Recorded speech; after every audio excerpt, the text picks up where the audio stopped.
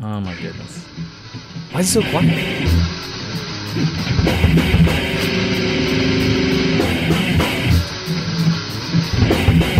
Saving America one mind at a time. This is Smith Radio. And now, your hosts, Carrie and Brian Smith.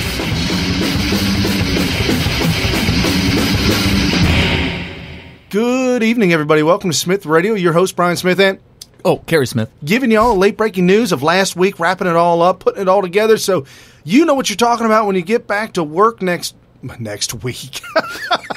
Tomorrow, right? Whoever's taking off work for a week, tomorrow. So when you get back to work tomorrow, you know exactly what you're talking about. I wanted to open up the show with something that Mark Dice did, but apparently I can't find it right now. Oh, so God. Are you serious? As Carrie gives the heads up on the intro, where can they find us and what can they do to help us out? Well, I could tell you that you can follow us at smithradio.info, smithradio.com. We have a White House press correspondent, Shallon Gorman. You want to follow her at The Real Shallon.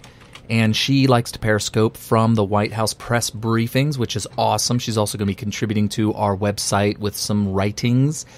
And exciting week this week. We did a lot of Periscopes, which we can kind of run down and summarize. And lots of stuff going on. We had healthcare fail. We had all kinds of crazy debacles going on in the Congress, and we will talk about that today. What else do we have going on? Oh, well, we've got the deep state. Deep state's gone run wild. Just going to give you some of the things that we're going to talk about tonight. Definitely the wall is being built. We're going to talk about the Awan Brothers and what's going on with that, with the Clinton campaign. Obamacare still alive for now. Trump tweets out, though. We'll talk about that. Jeff Sessions in peril, maybe. You got to stay tuned. Hour 3, you'll be shocked. You will be shocked. We've got... we have the top 10 reasons why Jeff Sessions will be the big news this week. Number 3 will shock you. Reince Priebus, well, you know, unless you live underneath a rock, you know he's gone. Scaramucci said some things that were quite disturbing this week, but he apologized right away, and I guess all is forgiven. Was it disturbing? Oh, it was... I guess if you... I read it myself. I mean, I'm a man. Oh, you're talking about the cuss words? No. What? A news reporter asked him about Steve Bannon. Yeah. Dude, I text that to you. I read that. That's some cuss words, whatever. Something to do with fellatio. Anyhow, folks, stick with us. We're also going to talk about deep state. And there's something that's really disturbing that's come up this week that nobody is talking about. Did you hear about a guy named James Baker, Carrie? Did anybody hear about James Baker? James Baker is FBI, works for the FBI. Oh. He's one of the lawyers. He's a lawyer at the FBI. James Baker, FBI. Appointed by James Comey. Okay. Apparently, he might be under investigation. Leaks.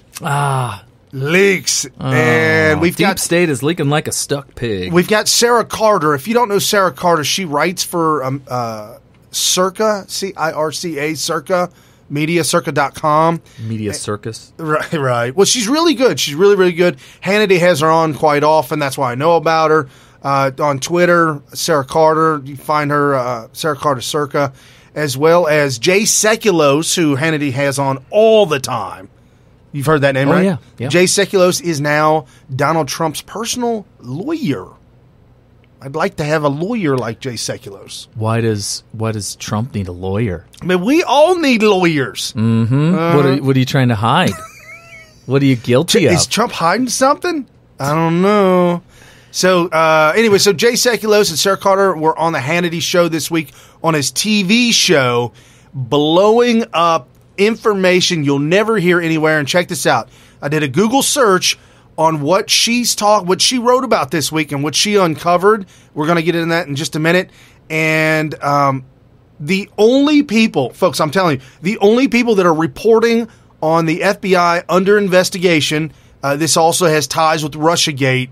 The only people reporting on this, Breitbart.com, Zero Hedge, and I've mentioned Zero Hedge many, many times.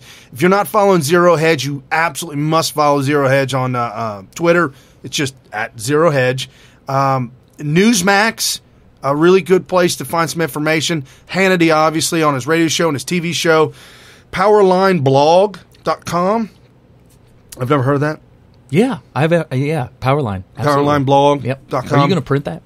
Yeah, didn't I print? Oh, I don't know. I don't even know what happened to it. Hold on a second, folks. Let me go down.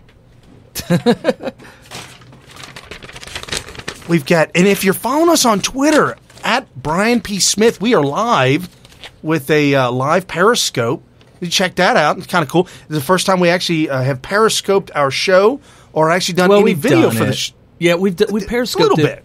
But the difference is we do sound bites, and this time Brian has decided to go ahead and hook up the Periscope properly so that when we play a sound bite, you'll actually be able to hear it via Periscope. Well, so those of you on Periscope right now, message me real quick on Periscope. Put up a message. Did you hear the intro to the show? It sounded something a little bit like this.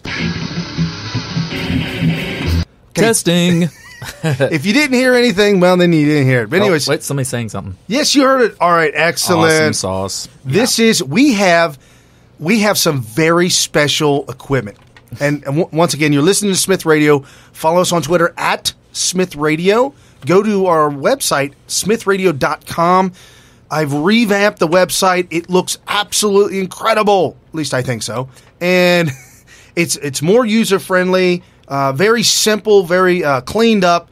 You can also find Shalyn Gorman's blog on our website. So whenever she's in the White House, later on that evening, she'll actually write something like earlier this week.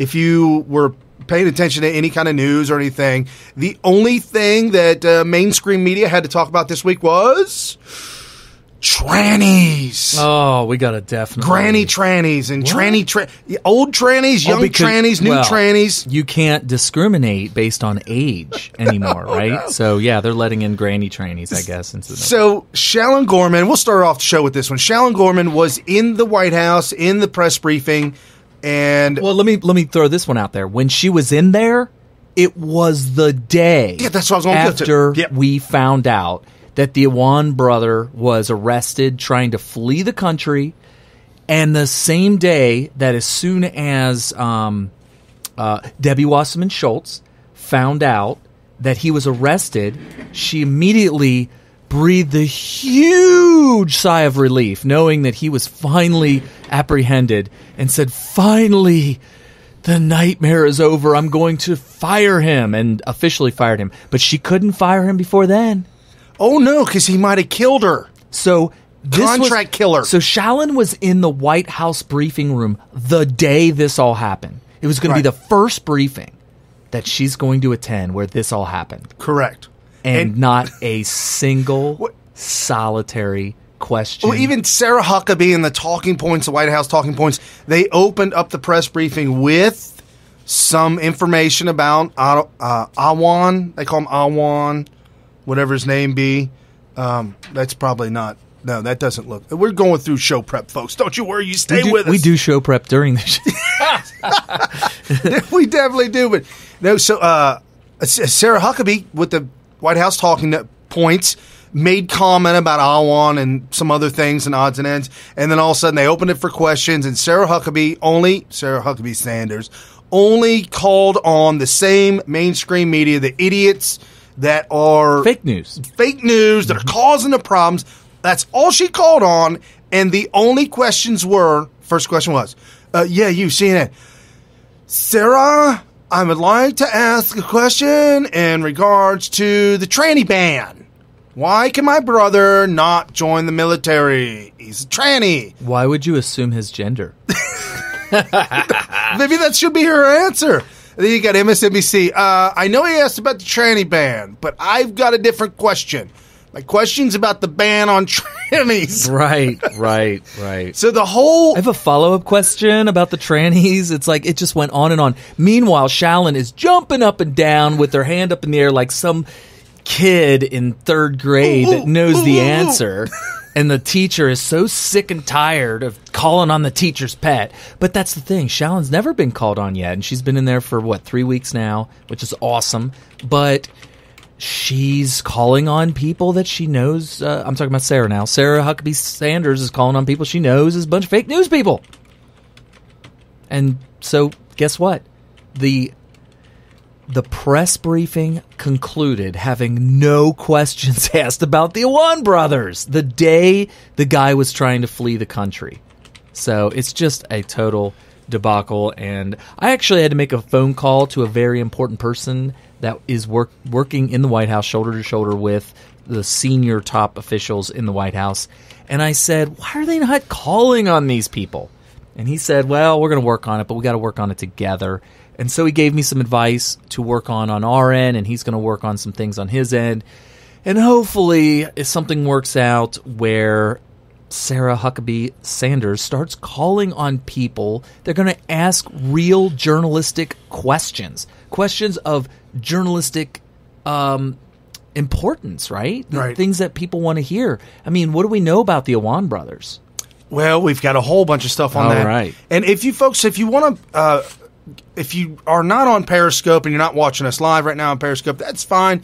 If you want to join the show live, 5 to 8 p.m. Eastern, go to smithradio.info. That'll take you directly to the page where we broadcast from. Click the link of the show where it says live, and then all of a sudden, boom, you'll be into the giant messaging board room where everybody's going. Which I got to do that too. Haywire. And Vanessa's in there? She just joined. She said, I have no idea what's going on, but she got my support. Thank you, Vanessa. Much love. She has no idea what's going on. She just joined. Oh, so right. So if you just joined us, we're talking about the Awan Brothers. We're talking about the big, huge scandal that absolutely nobody is talking about whatsoever. I've got a few sound bites on that. I'm trying to organize things and get it all set up. But man, we've got a really, really information-packed show, if you will. And we're going to stick with us. We kind of work on ADD.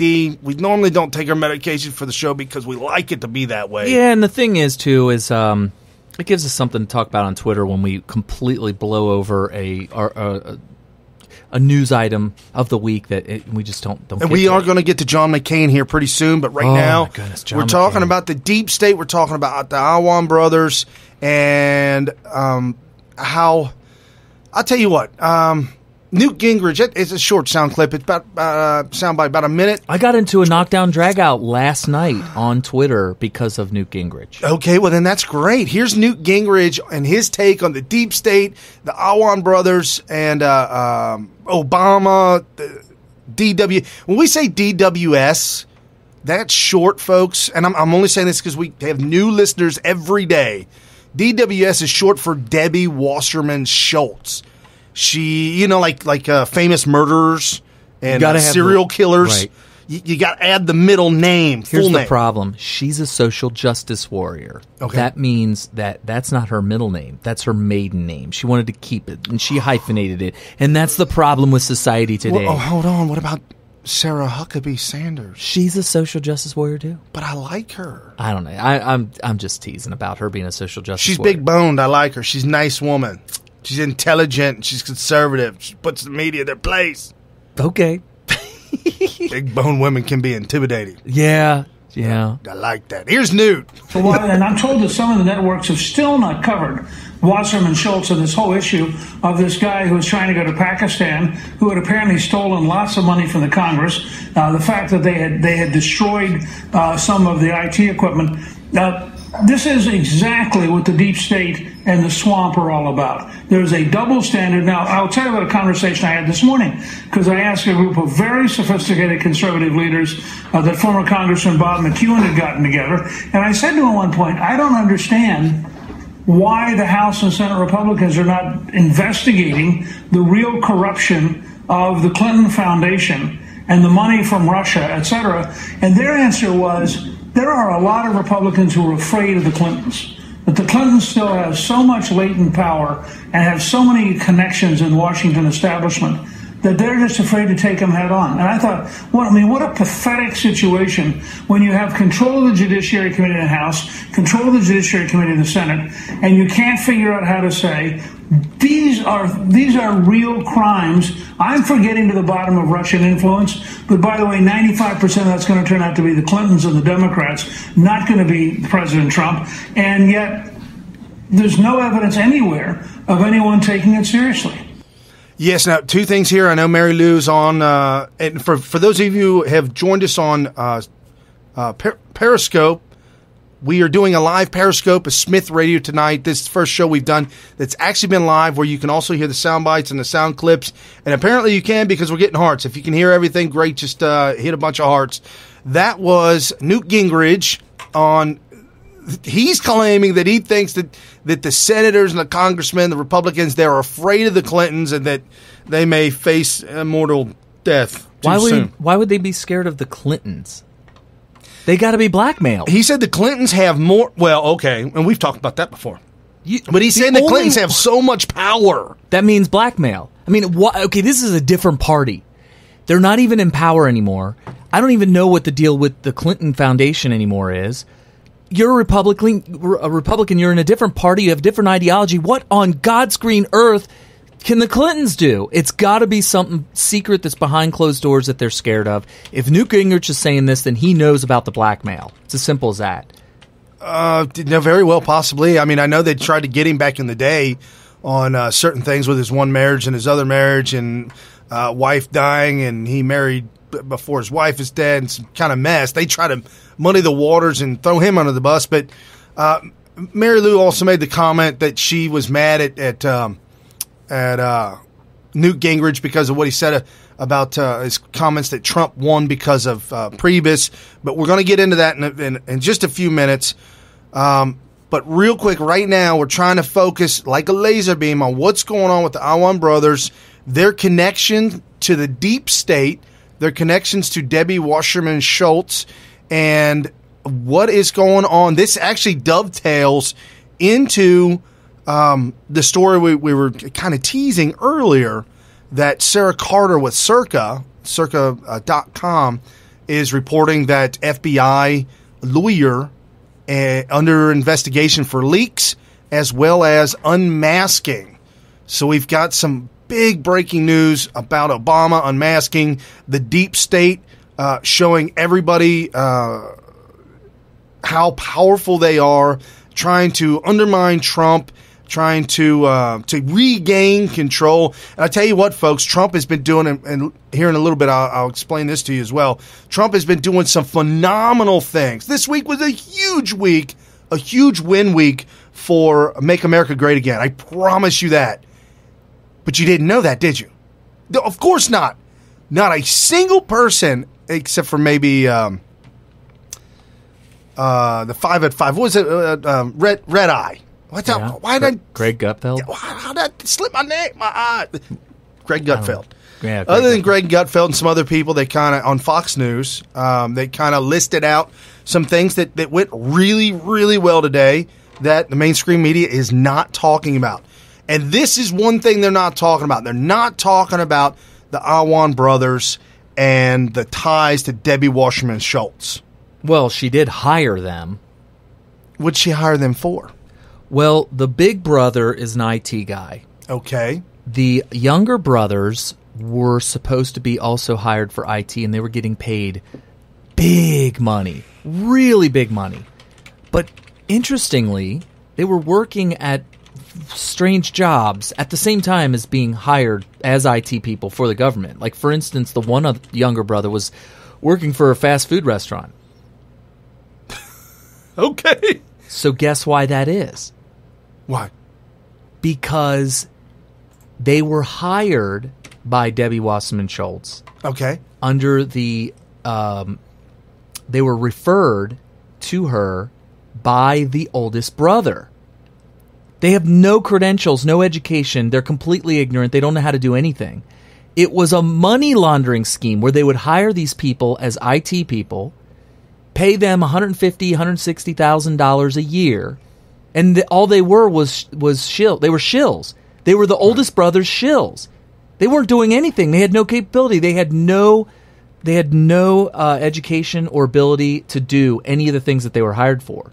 But they were hired as shills to pay him hundreds of thousands of dollars per person, per family member, in order to launder back to Pakistan. For what reason? No idea. Right. So how did the blackmail start, and for what purpose, and what was the blackmail, and why is Debbie Wasserman Schultz completely freaking out? She's got to be freaking out. Oh, yeah. Well, here's some of the questions going on right now. Fox News, this is part of an article that Fox News had posted up earlier the other day. It said, national security issue. Imran Awan worked for DWS. He and his family, $4 million since 2005, all taxpayer money while working for congressional Democrats. He had access to Debbie's computer. He had Debbie's passwords. He had all her files. And Nancy Pelosi, too. Yeah, he had I'm not getting sidetracked. Did you hear the reporter ask Nancy, I'm Crazy Pelosi, about Awan? I didn't. What did they say? Oh, my God, I got the soundbite. You do? You're going to lose it. Well, you're going to lose it. Okay, let me finish. It's not the appropriate time? Let me finish. I'm almost there. All right. So he had her password. He had all her files, DNC files, everything having to do with Congress. Oh, that's unbelievable. Debbie Wasserman Schultz is not cooperating whatsoever. She's actually obstructing, of course, every chance she can get. So here's the questions. Why was he trying to flee the country? What did he know, and what did he do with that knowledge? Why was he detained at the Dulles airport? Some people are claiming that it was bank fraud, that he was being he was investigated for bank fraud. Now there's an audio out there, and I try to get it, but I'd rather talk about it. I could get it real quick. It's not that. But it didn't sound that good. What? The audio of Debbie Wasserman Schultz telling the D.C. police chief, threatening the D.C. police chief. So she was sitting down with the D.C. police chief, and she was grilling him in an obscure nature. And if you didn't know about the Awan brothers and what was going on, you wouldn't really know what she was talking about. Right. But the D.C. police chief knew exactly what she was talking about. And she was getting to him saying things of the nature like, if you found she didn't say my laptop, but if you found a laptop belonging to someone of my stature, a friend of mine, a friend of mine, if had credentials as I do. Let me ask you a hypothetical. Let's just say a friend of mine. Okay, all right. Is doing some illegal activities. And another friend of mine, not me. Another friend of mine. Right. It's his laptop. Okay, so it's not your laptop. Right. Okay. Right. No, none of this is mine. This is totally hypothetical. Okay. And so the person that does the illegal activity with my laptop does it all. And then the other guy, the second guy that's not doing anything illegal. Right. It's his laptop. Okay. Doesn't he get his laptop back? Well, we found the laptop. It is in our possession. The D.C. police, that is. We do have it. And until we decide, because we think it has something to do with something, until we decide that it's got nothing to do with nothing, we're going to keep that. But if you don't know that it has anything to do with the innocent person, the owner of the laptop, right, you got to give that back right away. You're supposed to. I know. Well, however, we're holding give it back. Well, we got it. Give it back. We got. She told the D.C. police chief that there'll be consequences. Oh yeah. Oh, she said. She said, "Well, I think you're not following the rules, and there will be consequences. You're not following the rules." I'm just telling you. So we got Twitter going live now. We've got a live Periscope. We've also got the live broadcast that we broadcast live on Spreaker. Quick little link to get to Smith Radio on Spreaker Live, 5 to 8 p.m. Eastern on Sunday night is smithradio.info. And someone on Periscope just tweeted out, said the Awan Brothers tapped into their stepmother's their stepmother's computer at their house. I don't know. They lived with her. But I guess they wanted to see if they could do it. Well, they kidnapped her, and by kidnapping, I mean they wouldn't let her out of the house and all that kind of stuff. Right. And I think that they were worried that she was going to narc them out. And so Imran, I don't know how you pronounce it. Awan threatened the stepmother and said, we're going to have you killed, and if you try to go back to Pakistan, we're going to have you get killed there too. Something to that fact. Or we're going to have you arrested. And so they were blackmailing her. So they have a history of blackmailing. That's the big thing. There's a history of blackmailing in the Awan Brothers. And so for the blackmailing to occur with Debbie Wasserman Schultz, at a minimum, she's the only one that wouldn't fire him. Everybody else was firing him. All the other people that he was doing contracting work with fired him. And there's Debbie Wasserman Schultz being stuck with him, paying him hundreds of thousands of dollars a year in salary. Not just him, but his two brothers were shills for more money. Right. They were hired in positions that they had no experience in, they had no education in, they had no idea, and they weren't even working. I was thinking that they were at least doing IT work. No, they were literally shills to get more money without making it look funny to the Awan Brothers. Right. So as I promised, here's Nancy, I've lost my ever-loving mind, Pelosi, who actually has no idea where she is at any given point in time. Right. I'm telling you, if you see a video of Nancy Pelosi speaking to anyone, it's worse than anything you ever saw with Hillary Clinton during the campaign. And here you're going to hear it. So a reporter doing journalism, Really? drive-by journalism, puts Nancy's feet to the fire, talking about and asking a question about this I don't want situation. There's a story out now that's been going on since February. You've had these IT staffers that had primarily worked for the Democrats, and they're under investigation by the Capitol Hill Police. They've been banned from the network for rather under suspicion for breaching security, stealing equipment. And one of his name is Imran Awan, and he's still an advisor apparently on Debbie Wasserman Schultz's staff. I'm really not familiar with what What's you're the talking response to Debbie Wasserman Schultz keeping this individual who's under investigation? And do you think that he should have this role when right now he's under investigation by the Capitol Hill Police? I mean, tell me that was not a full-fledged blow-up question in your face. That was a... Are you sure about that 5 minutes? That was a Joe Pesci style question. I like it. Yes. Okay, so here comes Crazy Nancy. Well, the people who are under investigation are the Attorney General of the United States. I mean, what are we talking about here? Wait, what? Yeah. What? Yeah. What kind of non sequitur is that? Wait, the people that are under investigation are the Attorney General? What? What kind of non-sequitur? That's worse than Chuck Schumer. Chuck Schumer's actually good at his job. He's the master liar. He's a master manipulator, a master propagandist. She should have got a better answer from Chuck before going in front of journalists. That was her answer? There's got to be more. There's a little bit more. Because she can't help herself. The cameras are on, the microphones, can't help herself. Okay. So, Should Imran Awan still be here? I'm not familiar. You have a very specific charge there.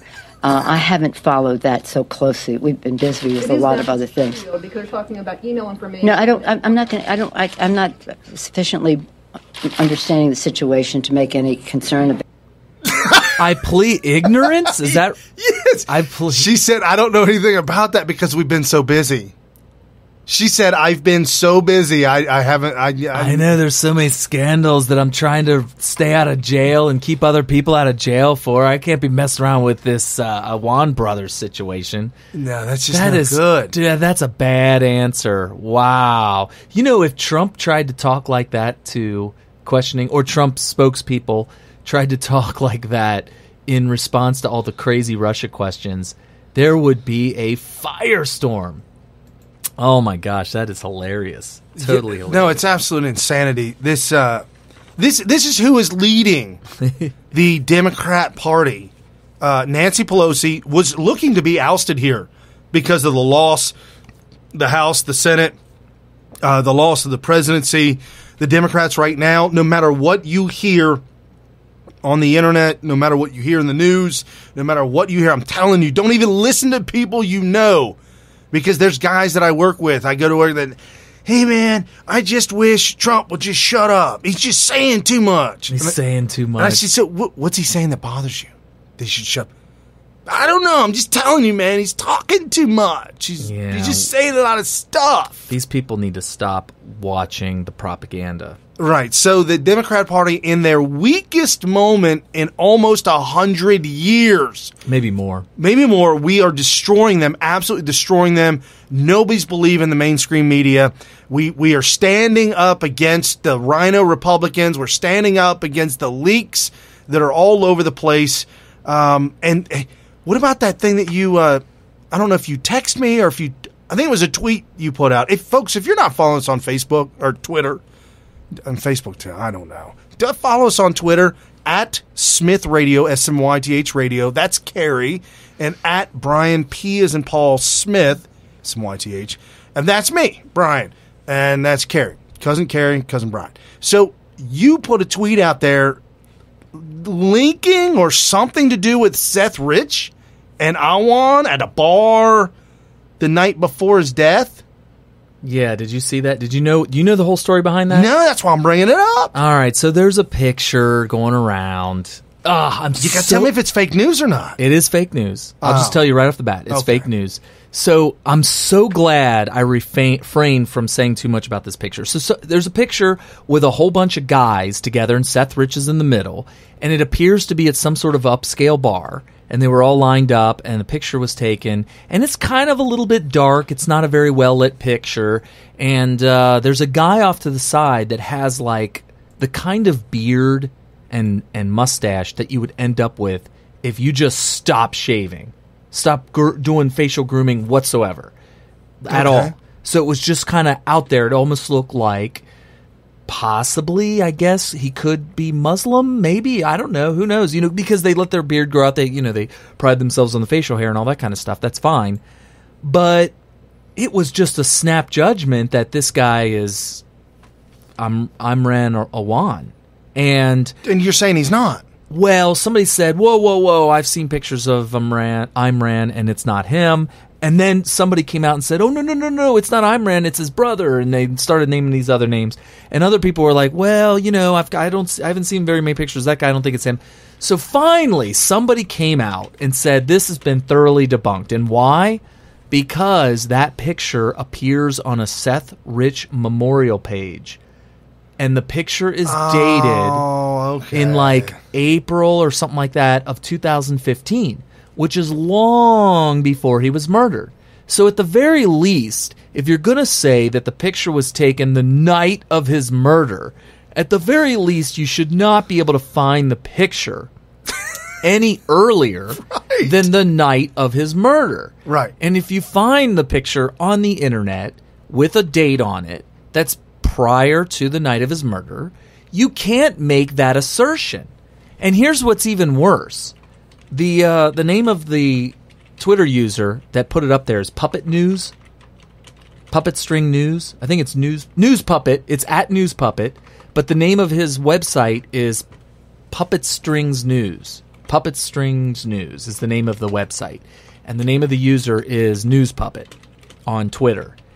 He left it up there, pinned to the top of his profile, and he never took it down. He never corrected it, and he never said, oh, you know what, this isn't real, this is fake news, this is debunked. He left it up there. It's still up there. Wow. So I very nicely, I'm not trying to start a feud with anybody, I very nicely said, I'm not sure what's going on with News Puppet, but I don't know. Oh, I said, I don't know what he's trying to be, and then I put in parentheses, fake news with a question mark. But this photograph does not provide evidence to his assertion. Okay. That's what I wrote, and that's the fact of the matter. If you want to assert that any one of the Awan brothers was with Seth Rich the night he was murdered, That's fine. Okay. That hasn't been disproven. But the picture that you put up associated with your assertion is misleading. Okay. Because the picture is not the picture in question. It's not evidence. And he's presenting it as if it was evidence, and it's not. It's not, because that picture was posted in 2015. When I saw that, it blew me. I was like, what? Well, my first response was, are you serious? So I didn't post it as this is a fact. Right. Just posted as what's going on. Yeah, like, oh my gosh, are you serious? Well, it turns out he's not very serious. And that's a shame, because I think that he's one of these fledgling news outlets that's trying to be serious, but he's clearly not until he comes out and says, oh, yeah, okay, well, it's a little misleading because my picture, I'm kind of misleading people into thinking my picture provides some sort of material evidence to the assertion I'm trying to make, and it's just not the case. Right. So check this out. There's a reporter, or at least a novelist, if you will, a writer, Kristen Tate. If you don't know Kristen Tate, she's I would consider her a millennial.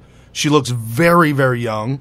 She wrote a book called, what is the book? Oh, I can't believe Government Gone Wild. Oh, yeah. Is that Girls Gone Wild? Government Gone Wild. Right. Wrote a book, and great book, great read. She's on Varney and Company. Varney had her on a couple of times, and I've got two different sound bites from her where she talks about two different things. She's going to talk about this, the deep state, and DWS, and what we're talking about right now. And then later on in the show, did you know that the Democrats have written two books? Okay. Hillary Clinton and Donna Brazile. Two new books coming out. Anyway, so here's Kristen Tate on DWS, the deep state in Varney and Company. This story, and a lot of other people are not. We told you about a tech worker for Congresswoman Debbie Wasserman Schultz, who was arrested and charged with bank fraud. He was caught trying to leave the country. The mainstream media has just not touched this story almost at all. Joining us now is Kristen Tate. Kristen, why is there something going on behind the scenes here with this story that makes the establishment media just walk away from it? You know, this is an amazing story of D.C. corruption, Stuart, and yet the mainstream media won't cover it. And that's because the mainstream media is a permanent fixture of the D.C. swamp. But this story is so strange. This tech worker, Awan, was charged with felony bank fraud months ago and banned from the House computer system, and yet Debbie Wasserman Schultz kept him on the taxpayer-funded payroll until Tuesday when he was arrested trying to flee the country. Right. Not only that, but she threatened Capitol Police because they seized one of Awan's computers. She wanted them to return that computer. So all of this begs the question, why did Debbie Wasserman Schultz keep this man on the payroll for so long? I think something much bigger is going on here, and I think that there is something on that computer, on that seized computer, that terrifies Wasserman Schultz, and she does not want that exposed to the public. Well, that very well may be. I mean, why did she so desperately? Well, I mean, obviously, if D.C. police are holding your laptop, you'd want it back or figure out why you want it back. But she wanted it back so bad that she had no problems threatening D.C. police. That why couldn't she say, look, I want to cooperate with your investigation as much as humanly possible, but there are things on that laptop that are required by us in order to get a couple of projects done. And we're totally being held up unfairly because of you holding on to a laptop as evidence that belongs to somebody who's not even being charged with a crime. Correct. And please, we need access to it because we're right in the middle of a project that has deadlines. And she could have said that and really drew a lot of empathy. Oh, made a case for a valid case for it. Yeah, and even if the cop is like, we really need to look through and make sure that he's not doing anything illegal. That's in parallel with what you're doing. Do you have any idea when I can get it back? I mean, I'd like to be able to. She may have asked that. She may have asked, when can I get it back? I'm not sure. I may be wrong about that.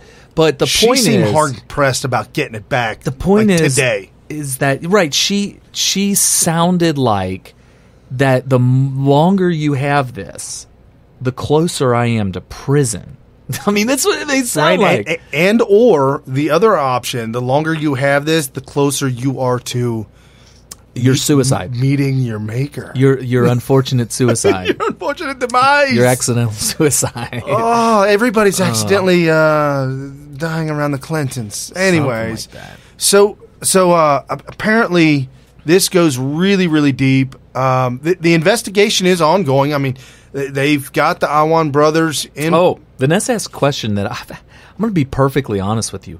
Where are the other brothers? Did they already flee the country? Are they already gone? Where are they? Are they still in the country? Are they not being charged with anything?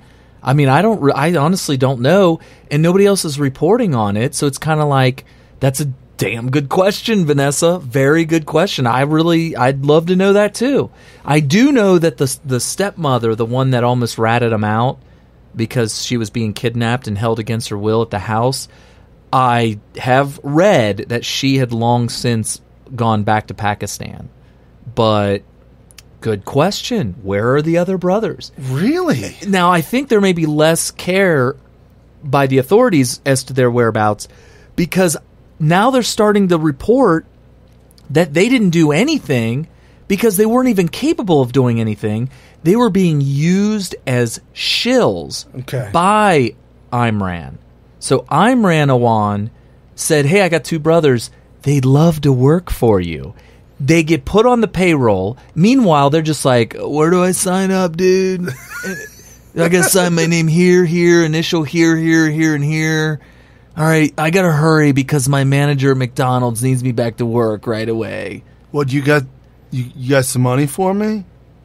Huh? No. Imran was taking all the money. $4 million taxpayer dollars. $4 million taxpayer dollars. Right. So Imran was getting his brothers to become official employees in positions that pay $100 or more $1,000, or maybe $150 or even more $1,000 per year, all of which was being just laundered and sent to either Pakistan or used for whatever nefarious purposes by the older brother. And when the stepmother threatened to rat him out, she threatened him and blackmailed him and all this kind of stuff.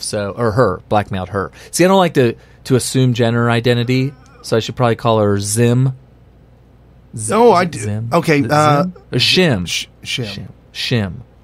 I don't know. Was she? So on Twitter, I've got Mary Lou said that it says you don't accept super hearts. This super heart thing, I don't know what that means, It's Carrie. really easy. You go into you can't do it now, but you go into the settings. Oh, you gotta be crap! I can't do it while I'm periscoping. This is a scandal, people. Okay, folks, listen up. We're gonna get back. We're talking about DWS, the Deep State, the Awan Brothers, and we're talking about the collusion. But we're gonna put that on the back burner for the real scandal. Because we're live periscoping Smith Radio right now at Brian P. Smith. Right. James Corwin did make a good point. Before we go to that, he said that DWS made a very good argument for getting her laptop returned to her. DC police did not do a good job of where they were going, why they were going to keep it. However, the police clearly should keep it. Okay, thank you. That's on the message board. If you want to be a part of the message board, live 5 to 8 p.m. Eastern on Sunday, you will probably be part of the show because we're going to read it and we're going to answer your questions and all that kind of stuff. So thank you for joining us. Go to smithradio.info on Periscope. What in the and forgive me, folks. I'm a Generation Xer. This Twitter thing. Oh, the real scandal, the Twitter scandal. The Facebook thing, we're diving into it hard. Really quick. Getting the gears going. Periscope has come out with this way to monetize your shows. And the way they do that is they introduce super hearts. And you guys know the regular hearts. When you're watching a Periscope, you touch the screen and a heart appears. And you touch it a bunch of times and a whole bunch of hearts appear. And then they decided, hey, well, how about this? We'll let you purchase with money super hearts, and you can award it to the people that are scoping. And that actually can translate into income for the guy that's scoping or woman that's scoping, right? Here's the problem. The default on your Periscope account is super hearts disabled. That's the default. What? Yeah. Why would that be default? I guess they're trying to save hearts, so that people can. I don't get it. I guess they're trying to say, well, we are not going to allow you to receive hearts unless you really want them. And the only way you're going to really want them is if you find out after several scopes that people can't give you super hearts and they start to complain. And once you start to see the complaints that they can't give you super hearts, that's when you have to start bird dogging on how to get super. It took me like a week. I was like, why can't I? I know, because you brought it up to me. Yeah. You said, hey man, you got to have this, and the criteria to get super hearts. No, come to find out. Yeah, you go to the settings. And the default is that you don't accept super hearts. So you have to go into the settings and accept. You have to flip the switch to accepting super hearts. And Brian clearly dropped the ball big time. I'm a Gen Xer. This is my fourth scope. I'm getting at it. I'm working with it, folks. Don't hate me. Scandal. James Corwin put up just now. Any idea what the conversation rate is for super hearts? Conversion rate? Oh, the conversion rate. Well, okay. Conversation rate. Sorry, for folks. 99 conversion cents. Rate. Yep. For 99 cents. This is scandalous too, by the way. Your head's gonna explode on this. So for 99 cents, you can buy 1,050 coins. Okay. Okay, so I have 1,000 coins. Well, yeah, roughly 1,000. It's a 1,050. Okay. With those 1,050 coins, you can purchase for 33 coins a small super heart. Or for 66 coins, you can buy a medium-sized heart. Or for 111 coins, you can buy the biggest super heart. And then that becomes a heart that you've given whoever you gave it to, whatever scope you gave it to. From there, the person who receives hearts, a tally starts on super hearts. Okay. They don't get a single penny and never will until they reach a certain number of super hearts. Oh, so Twitter, or Periscope, Twitter, same people, they hold the money hostage. They will never pay that money out to anybody who hasn't achieved the minimum amount of hearts. And guess what? That's scandalous. Guess what the minimum amount is? Oh, this is probably more scandalous. 185,000 super hearts. Now, that sounds ridiculous, right? That sounds ridiculous, but hold on a second. How much money would that be? I'm gonna have to. I have a couple of friends that are actually they've achieved more than the 185. So I have to ask them, what it is. But let me tell you something though. Don't think that this is an unachievable thing. Let's see. Joe DePasquale, Joe Stocks. Yeah, he's blew through that 185,000. Bill Mitchell took three or four shows. Bill Mitchell did 3 or 4 shows, and now he's into the 250, 300,000 super hearts. So just in like a week, Bill Mitchell achieved the 185,000 hearts, super hearts. So it's not that big of a deal. So okay, Kekistan Rose, Kek says it is equivalent to 10 lives on the original Super Mario Brothers game. No, that may be true, but also you can also if you get your smartphone right now and you click up, down, down, left, right, be a star, you can have 30 super hearts right off the bat. Right off 30 lives. Right off the all right. Yeah. And then we've got other folks on the message board tonight. I've heard with super hearts, Twitter takes 30%, so better use PayPal. I got worse 30% true? I forgot who said it. It was me. So many different It was folks. me. It was me. You guys ready to hear the bad news? I actually read this, and I had to read it twice because it was very it was deceptively worded. Okay. The way I read it was, you guys ready for your head to explode? 30% of every dime, every penny spent goes to Twitter, and then another 30% of that goes to Google Play. What? The Play Store, where you download the app. 30% of it goes to there. Oh, hell no! I know. Oh, man! That's the way I read it. But here's the deceptive part. When you read it, it sounds like, if you read it very quickly, it sounds like only 30% comes out, and that it goes to Google Play and it goes to Twitter. But if you stop and read it very slowly and very carefully, what you'll learn is that each of them get 30%. Now, you're probably thinking, this is the biggest scandal of all time.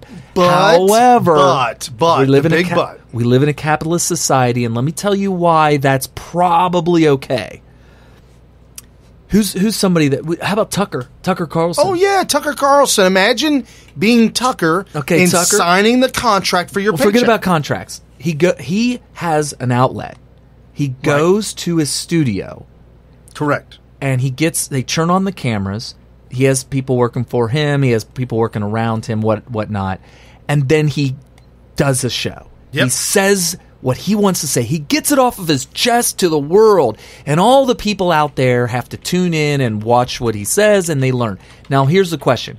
How much does his show earn, and what percentage of that does Tucker Carlson see? Right. If Tucker gets paid, probably, I can't imagine him getting paid more than $500,000 a year. $1 million a year? Tucker? Yeah. Maybe more? Megan had a $24 million contract. Okay. So Megyn Kelly. So say he does $10 million a year, half that. And how much was Bill O'Reilly? Was like hundreds of, so many millions, it was unbelievable. Okay. So if he's being paid, we'll keep it real simple. Tucker's getting paid $1 million a year. Which I think it's more. Yeah. I promise you, Fox News is making at least triple that in revenue. So they're making $4 million, and they might slip him $1 million. But I'm just throwing out round numbers and just generalized numbers. That's just how it works. And we've got folks here on Mary Lou back on the message board as well, and Sam Keels as well says sounds like Amway. We got Annette Plummer, who says, or just go to Patreon and donate to support. We do have a Patreon account, patreon.com/Smith Radio. $1. Just say slash. You say backslash. You know, confuse people. You said backslash. Did I say backslash? Yeah, just slash. But I know slash. He might be offended. Oh, he actually has that trademarked. We owe him royalties. Every time you say slash, he gets a percentage. Well, they're saying Tucker Carlson's net worth as of 2017 is $8 million, but I don't really know what that means. What is it? What is he earning per show? Or his per net year? worth, meaning everything that he owns. Everything, right. $8 million. Okay, so yeah, we definitely have a Patreon account. Go there. $1 per person at 5,000 people would be $5,000, folks. Yeah, and not asking for a lot. There's a little bit of inside baseball, but Tim Pool was talking about what he earns from Patreon the other day, and he said that I think it was about 10%. 10% of his total following actually donate to his Patreon. And he makes decent money, but he has over like 130,000 subscribers on YouTube. Wow. Yeah, 130,000 subscribers. I remember when he had 30,000. Yeah, so yeah, he's really grown a lot, and rightfully so. He does real journalism. He runs around and does all this stuff on the ground, and he has to use a lot of that money to travel around. We would like to do that. We would go on location if we were earning enough money to buy our plane tickets and all that kind of stuff. So if you're interested in having us go and troll people out in public, we're good trollers. I promise you that. Yeah, and the thing is, we were at several marches in Washington, D.C. This stuff came out of our own pocket. We wanted to bring this stuff to you so bad that we paid for it ourselves, but our wives are not too thrilled about that. How many trips did we make to D.C.? 3 in the past year. Okay. And now we're going to the Dixie MAGA, which is coming up it's going to be in Georgia. It's coming up August 12th. Come hang out with us, everybody listening. I hope you guys can come. If you can make it to Georgia, we will be there. We'll be hanging out with everybody else. We're actually going to be there 2 days. We're going to get there early Friday. It's going to be a pre-party. You stay there for Friday night for the pre-party, and then Saturday will be the main event, if you will. And we are talking about DWS, W. Wasserman, Schultz. We're talking Awan Brothers, breaking hard drives, stealing money. James Corwin is given to Patreon, so thank you so much for that. I think I emailed him a thank you, which obviously I like to do that for every single person that is donating to Patreon. He pointed that out, so I'd like to thank him. And I think Vanessa's already, Mary Lou possibly, if I remember correctly. We have a handful for only doing this for a couple of weeks. We're you got to start somewhere, right? Yes, no, we definitely do. And Sam's been loyal to Sam's us. Awesome. Sam since day one. Thank you very much, Sam. He's on the message board tonight. And Kekistan Rose, I'll tell you what, because you can't assume. That individual has set up a Facebook account for Smith Radio called Smith Lord. Oh, okay. And if you go to Smith Lord on Facebook, there's a meetup group, a whole group there, where they share memes, funny memes, good memes, and trollicious memes as well. From Kekistan, what more do you expect? Just absolutely incredible. So thank you, folks, very, very much. And this FBI investigation that I teased earlier is linked in a way with the Awan Brothers, the DNC, the deep state, Obama. This is everybody. They are throwing everything in the kitchen sink at Trump right now. I am not kidding you, folks. But don't get bogged down and think that this is going to ruin Trump. Anything's going to happen with Trump. I know there's players in the game that are being switched out, being removed, being changed out for somebody else. I'm telling you right now, listen, folks. Great leaders like Trump, great, strong leaders like Trump, make decisions very quickly, but take a long time to change their mind on that decision. That's what good leaders do. They make decisions very quickly, and they're good at it because they've been doing it for a long time. Quick making decision process is just like a muscle, just like a bodybuilder going to the gym. You don't start out a bodybuilder. You have to work up to that. Trump is 71 years old. Just had his birthday, June 14th. God bless you, my man. Gemini, just like myself. Trump and I, we got more in common than I knew. And I read a couple leadership books in my day. We got some more in common. But Trump, at 71 years young, has a decision-making muscle like nobody you've ever known before. I promise you, folks. I love making decisions. Make them quick, make them fast, and you'll get better at it. They're not always right, but you'll learn from it and you'll make them better. So anyway, Trump is making great decisions and moving forward.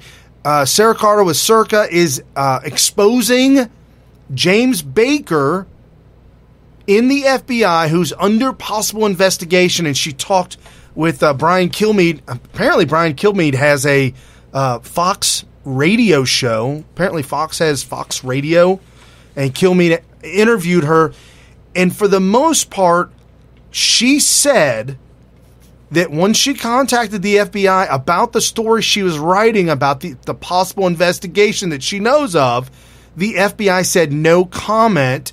Brian Kilmeade asked her, said, so what does that mean, no comment? Does that mean it's not true or it is true? She said she's been doing this so long that if it was absolutely false, they usually always come out right away and say, no, there's no credibility to that. So she's on Hannity. She's talking to Hannity and Jay Sekulos as well. And I've got a soundbite. Here's how this soundbite goes. She starts in to explaining everything, and there's a two-part soundbite for her.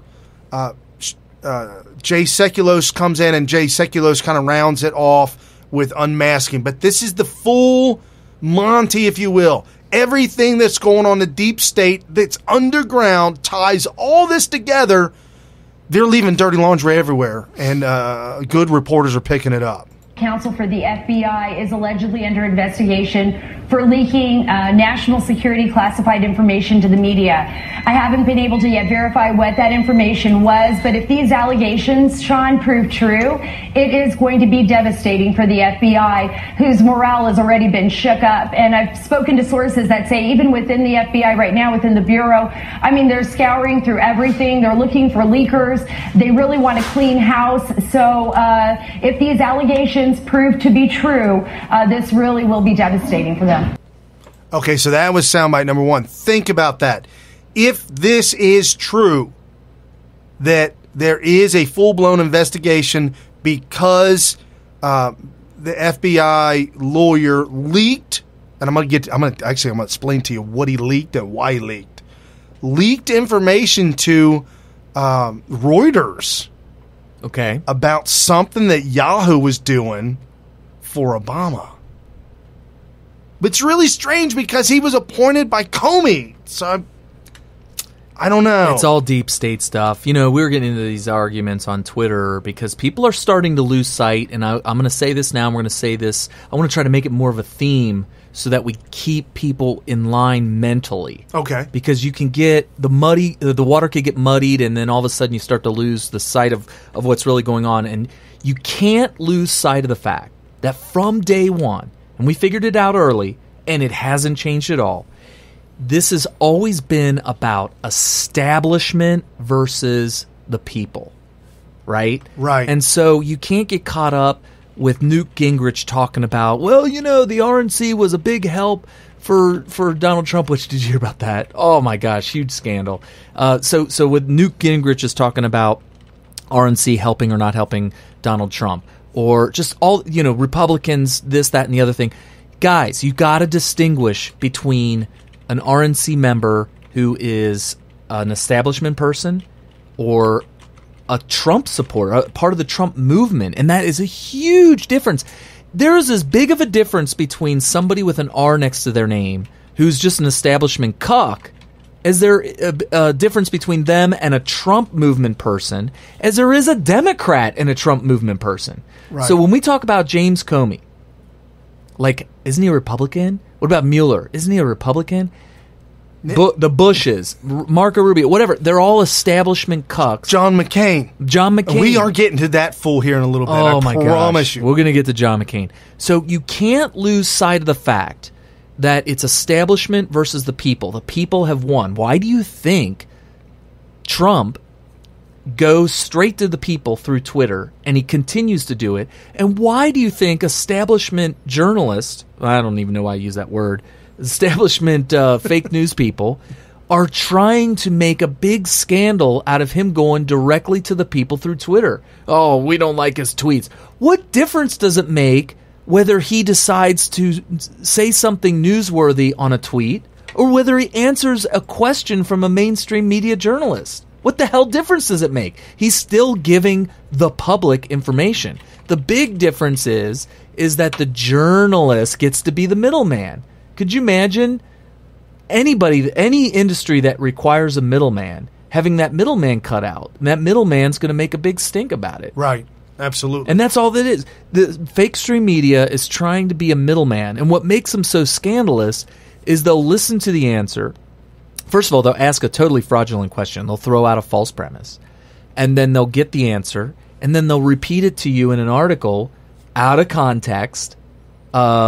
Just totally... we expose that here. Yeah. Every week we expose that. Yeah, so that's all a part of the establishment. The establishment is big, and we're talking deep state. Going back to what I didn't get off on a tangent. I didn't lose my place.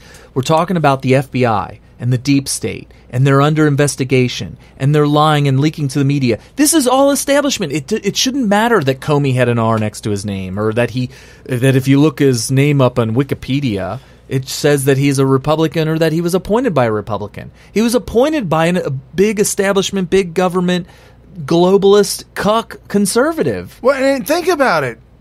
John McCain's got an R next to his name. Total liberal. Now what? Progressive, I should say. Total progressive. So here's the rest of that soundbite with Sarah. And they're top names that work with Obama. How accurate is that? How close are we to maybe hearing that? I think we're very close to hearing about that. And remember, Sean, this wasn't just high-level officials that were unmasking. What John was reporting is that Obama aides in the White House were unmasking, the majority of which they believe were all people associated with President Trump or related to President Trump or connected to President Trump in unmasking these foreign intercepts.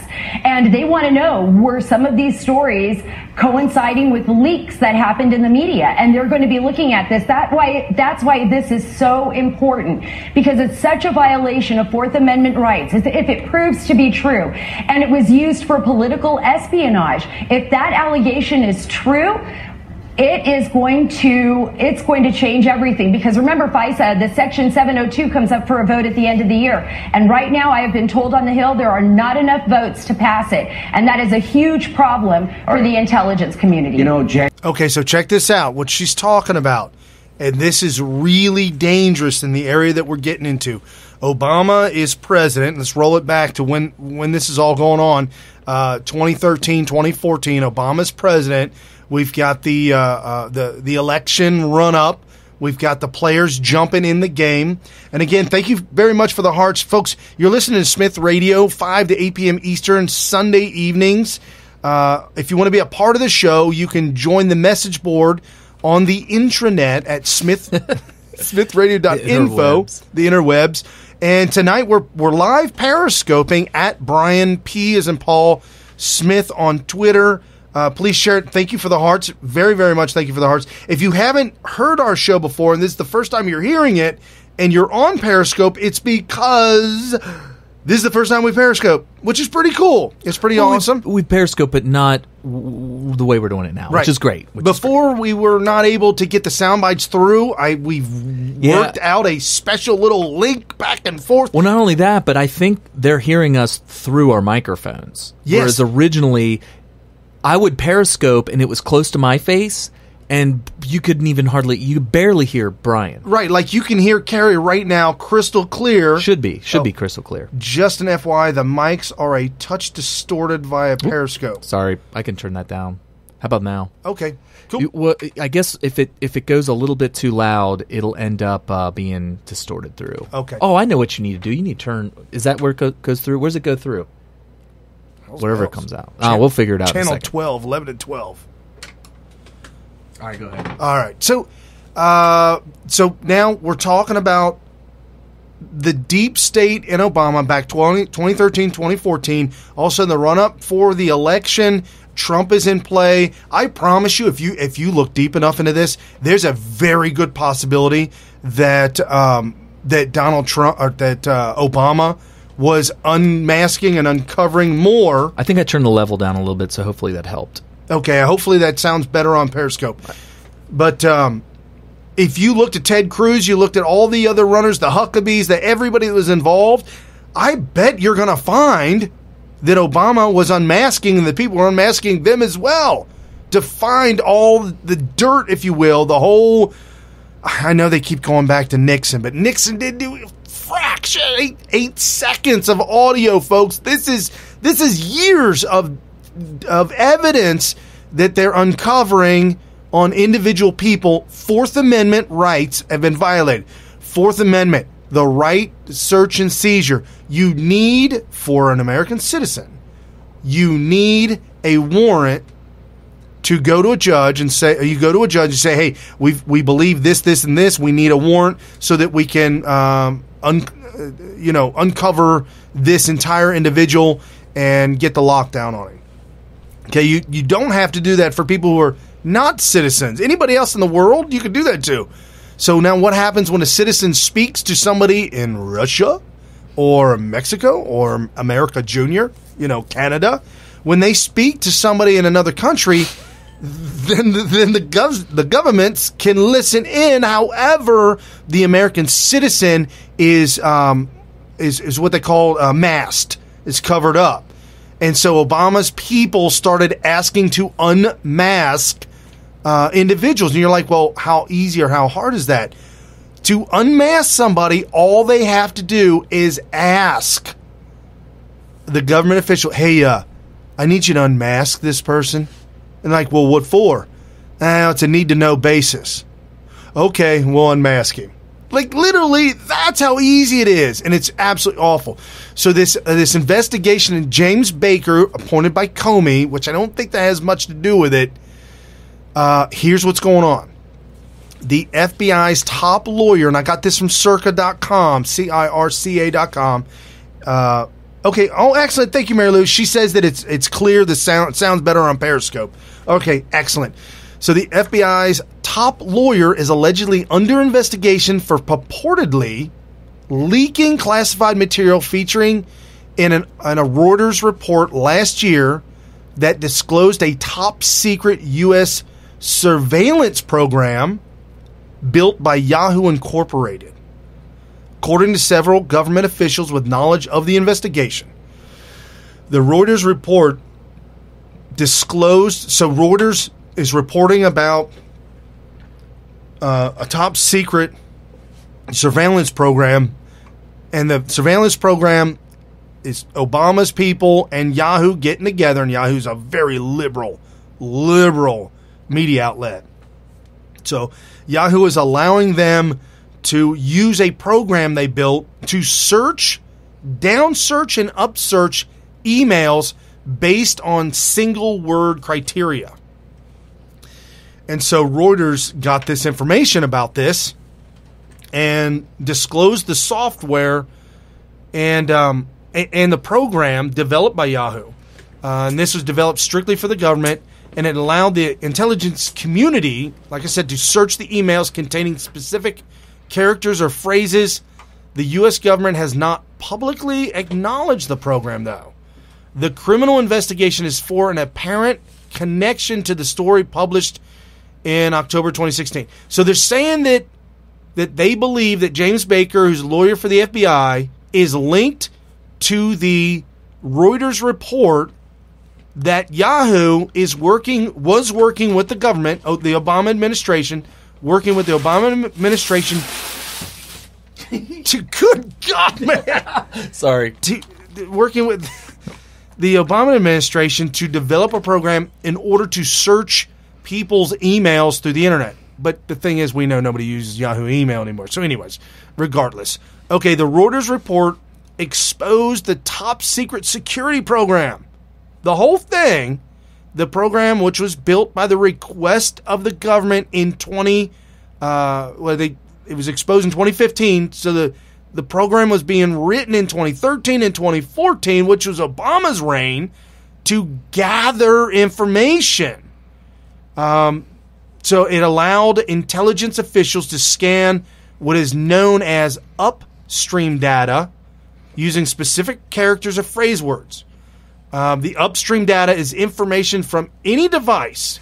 Could be a cell phone, could be a computer. What do you mean by upstream? Like this is something that is moving upstream, or is this something that they capture from further up the source, I guess? Yeah, closer to the source? Right, closer to the source, but they refer to it as upstream data, and the way they search for it is by characters, individual characters or words, and then you'll get a feedback for all the information that you're looking for. It could even find individuals. So if you search for Trump or Trump Russia, apparently they're able to get information either from cell phones, from individual servers. So like Hillary Clinton's server in that bathroom of the mom and pop shop, you could easily gain information from that server based on search criteria using Yahoo's program that they developed, the software program they developed in conjunction with Obama. So you know that's dirty. You know that's not good. It's up to no good. Obama with a lot of power is no good. Corrupt individuals with a lot of power is no good. Well, and that's the nature of socialists and communists, is that they want to try to amass as much power as possible at all times. They're always looking for that. They're always working on that. And so that's why it's good to try to get a person who speaks for the people, which is like Donald Trump, which is a really rare thing. And, progressives, even on the right, the RNC people, are all about amassing power too. Right. And so, folks, just real quick, you're listening to Smith Radio. For everybody on Periscope that's new, we got a great little crowd on Periscope. Thank you very much. Hearts are awesome. Very love it. I'm giving hearts too. Okay.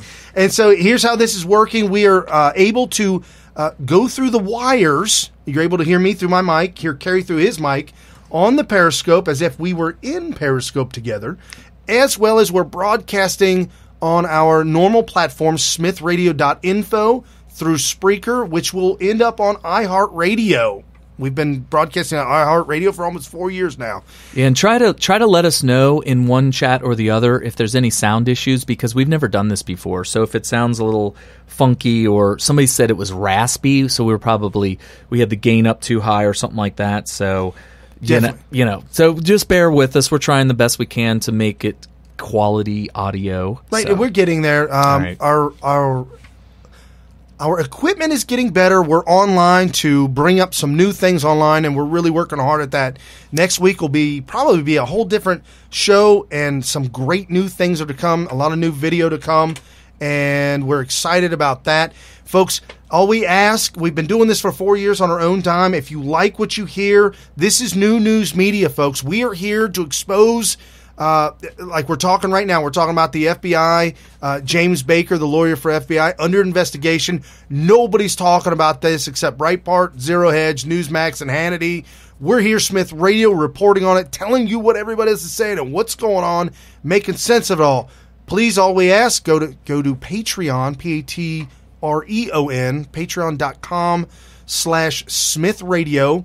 $1 per person, 5,000 people. That's a lot of money, folks. That's all we're asking, just $1. Help us out. We're doing everything we can, and we're going to continue to do this. We aren't stopping this. This is what we do. We love to do this on a regular basis. So now back to the show. James Baker, the lawyer that was appointed by James Comey to the FBI. Here's the funny thing about this entire story, that he supposedly leaked information to Reuters about Yahoo violating the Fourth Amendment right to search and seizure, developing a program with the Obama administration. A senior government official with close knowledge of the investigation, alleges that Baker opposed all these FISA warrants, and he opposed the whole program that Yahoo was making for the government. Okay. And so he felt like Snowden. He wanted to go rogue and get the information out. I mean, this is crazy, folks. Because he's so close to Comey and Comey's so close to Deep State, if James Baker comes up missing or possibly a broken gun used to commit suicide, maybe he's gone rogue. I don't know. I mean, but it's very, very troubling. There's also, I got one other soundbite. A woman, she's not on Twitter because she's a seasoned veteran, if you will, seasoned veteran reporter, Catherine Heritage. A reporter that's not on Twitter? Dude, she's not, bro. Somebody made an account for her and post on her behalf. Oh, yeah, I've seen that before. Like, she doesn't do it. She's seasoned. Anyway, she's really, really good. And she's on Fox News as a Washington correspondent or... D.C. correspondent? Yeah, D.C. correspondent. And That's what I'm here for, folks. That's what I'm here for. That's all I do. That's all I do. And so we're looking for that sound. Apparently, we don't have that soundbite right on hand. Gotta have these things indexed. You would Mr. think. Producer, I'll tell you, if anybody's interested in being our producer, you're gonna have to go ahead and send your resume to 555. Yeah, Heritage is former CIA. So she's definitely military. She's very, very awesome. Absolutely. James Corn said she's a super reporter. She was big on Benghazi and breaking that as well. Oh, okay. Just no Twitter. Right. Okay. So the whole unmasking has to do with the deep state, has to do with the DNC, is all linked to the DNC, to Obama, and with Yahoo developing a program to be able to unmask people, if you will, on the internet, which seems to be a little dicey that the government wants to know who people are or how they can track them down. Sarah Carter on Circa says it appears to those who have viewed the documents that Obama administration was involved in political espionage, mainly connected to the Trump presidential campaign. Oh, that is so looking bad. only at Trump and Trump's campaign. Like they were looking for Trump people and people connected to Trump. Wow.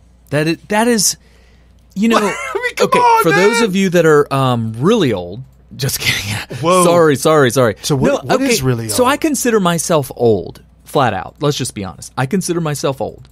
But I'm too young to have known anything about what happened with the Nixon administration, with President Nixon. Right. And apparently, the reason why he was going to be impeached and he was forced into resignation and then he had to be pardoned by his successor was because of a kind of political espionage against his opponents, where they were breaking into the DNC, Watergate, which is why they call it the Watergate scandal, because it was a place called Watergate where they broke into the offices and they rummaged through in order to get espionage on their opponents, their political opponents.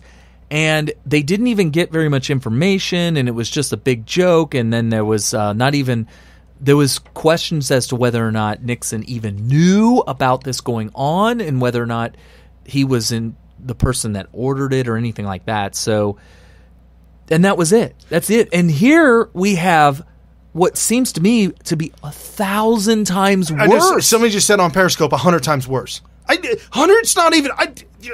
Flat out. I mean...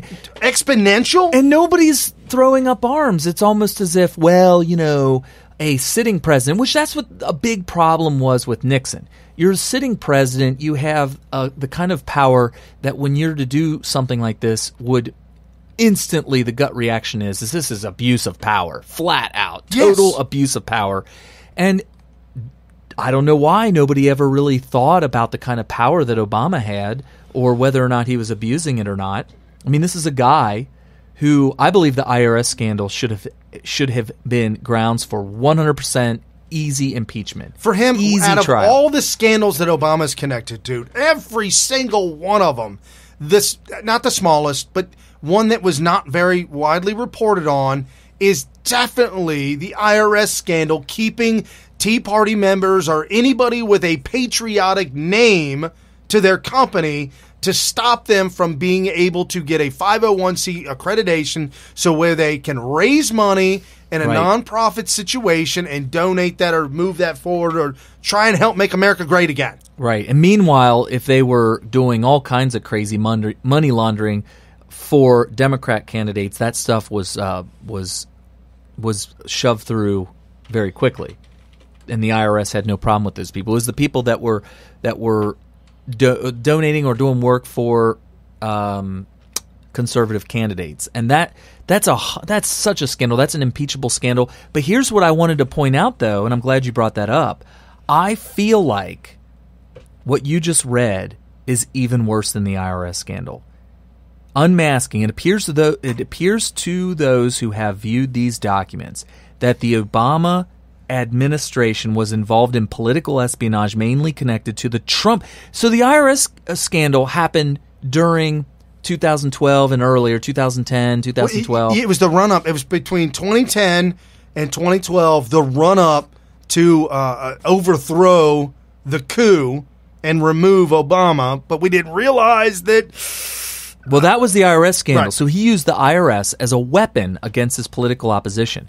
Here, what it's saying is they were using the intelligence agencies, because only intelligence agencies have these secret situations where do you unmask somebody, do you not unmask somebody, or do you have espionage in that capacity? It turns out that they were involved in political espionage mainly connected to the Trump presidential campaign, looking at only Trump and his campaign. You can ask for unmasked claim for a need-to-know basis, and they were just giving it to him anyway. Right. They're like, we need to unmask this, and this for need-to-know.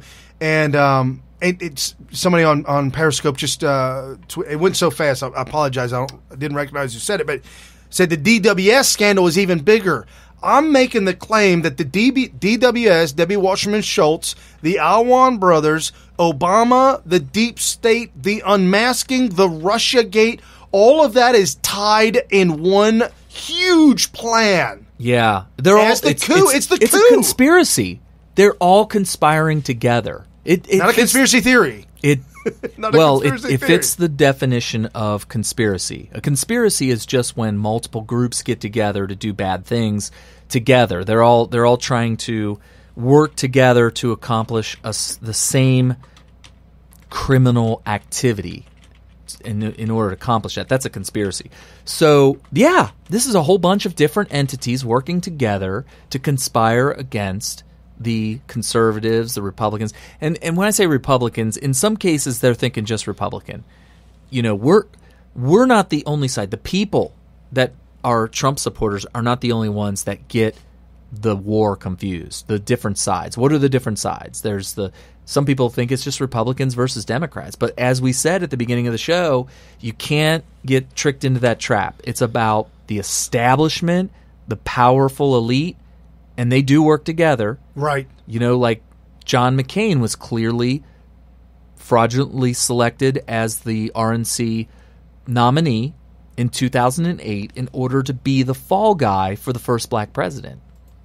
And that's how it went down. Right. No, I agree 100%. Super Hearts, real quick on Periscope. Yeah, Super Hearts are disabled until the next time. Yeah, sorry about the Super Hearts, guys. Because apparently, something that I didn't know, the default is Super Hearts are turned off, so they'll be on next Periscope. Apologize, folks.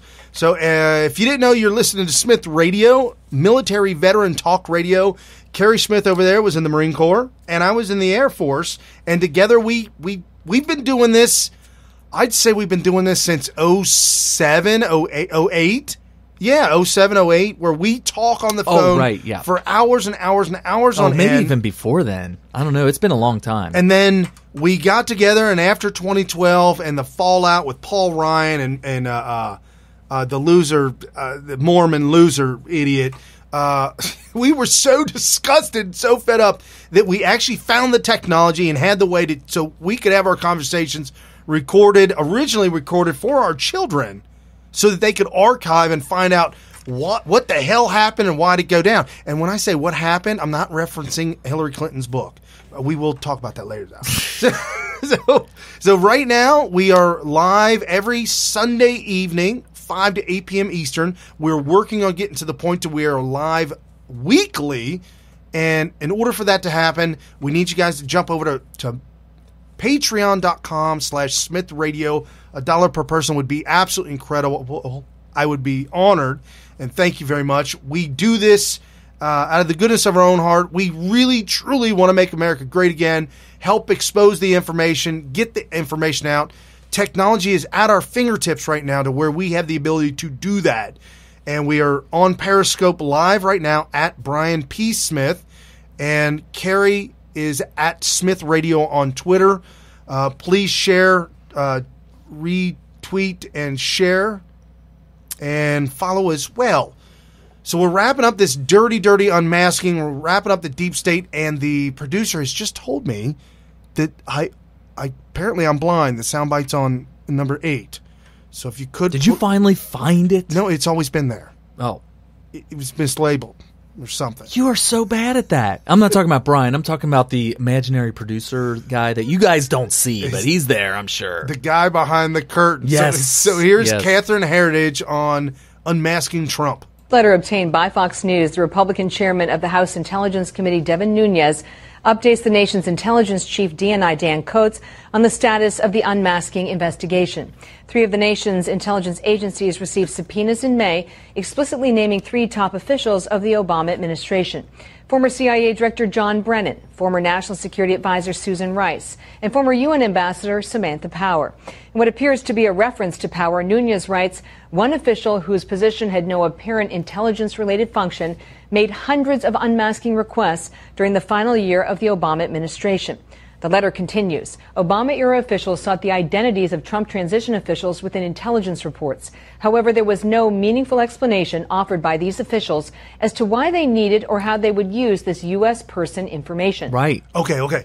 Real quick, I forgot about this sound clip. At the end of this sound clip, and she's naming the names of 3 major players in the Obama administration that were doing the unmasking, namely Susan Rice. Guess who joined? Who joined? Wayne Dupree. Oh, Wayne. Great. What's up, Wayne? Great to see you, man. Thanks for joining, Wayne. We love the show. Wayne Dupree, actually a huge inspiration to us. Yes. You were like Wayne Dupree was the first show that wasn't like what you see in mainstream. It was like the internet show. It was like the first internet show that we found, and we were like, oh, this guy's kind of doing what we're trying to do. And I actually called in a bunch of times. And Wayne, I love telling this story. Wayne takes a call. He's like, oh, hold on a second. I got a call.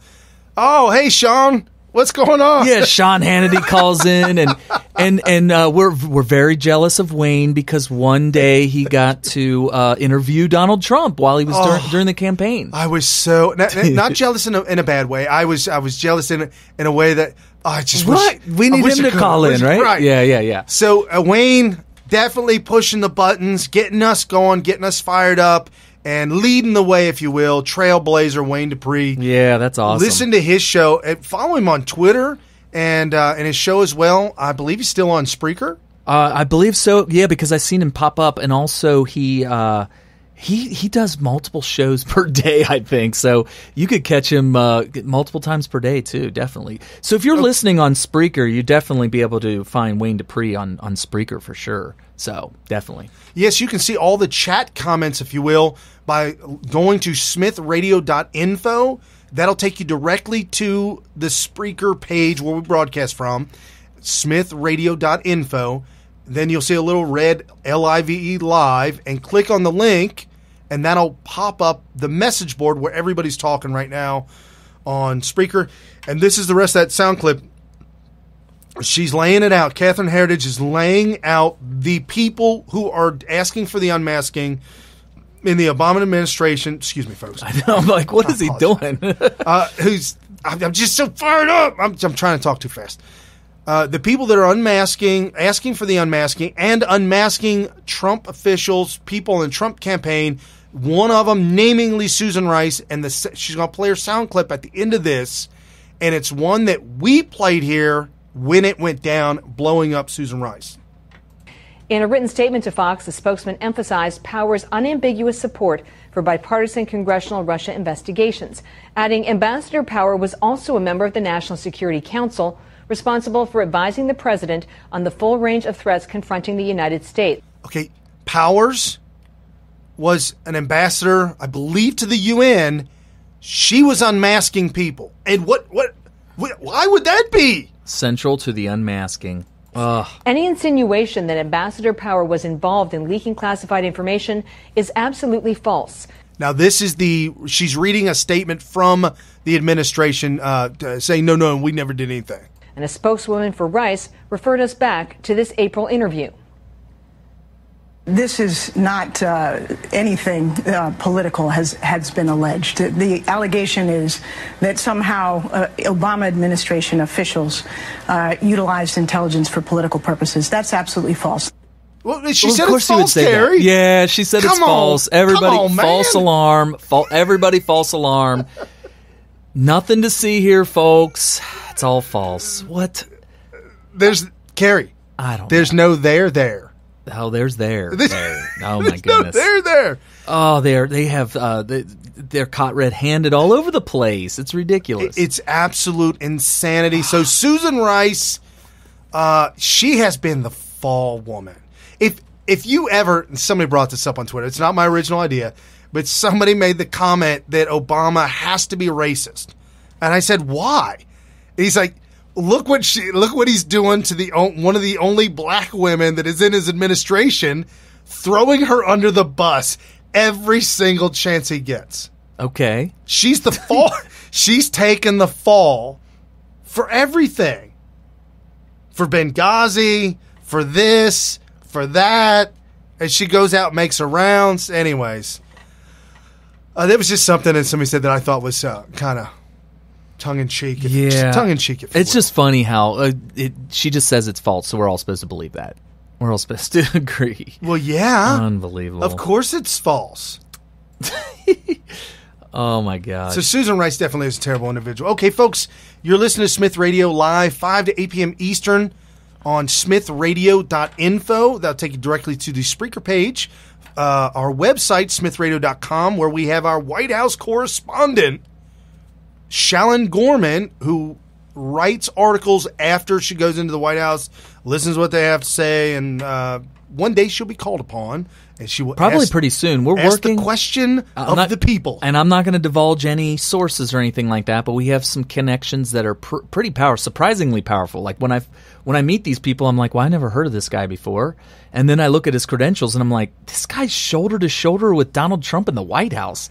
And so we talk to these people and we tell them our problem about how, the press secretary is not calling on real news. She's constantly looking for the familiar face in fake news and asking them to go ahead and ask a question, and then it ends up being false premise, lying by omission, and all this crazy stuff in the question, and then they filter her answer, and it ends up turning up as a soundbite or as an article written that's just full of falsehoods.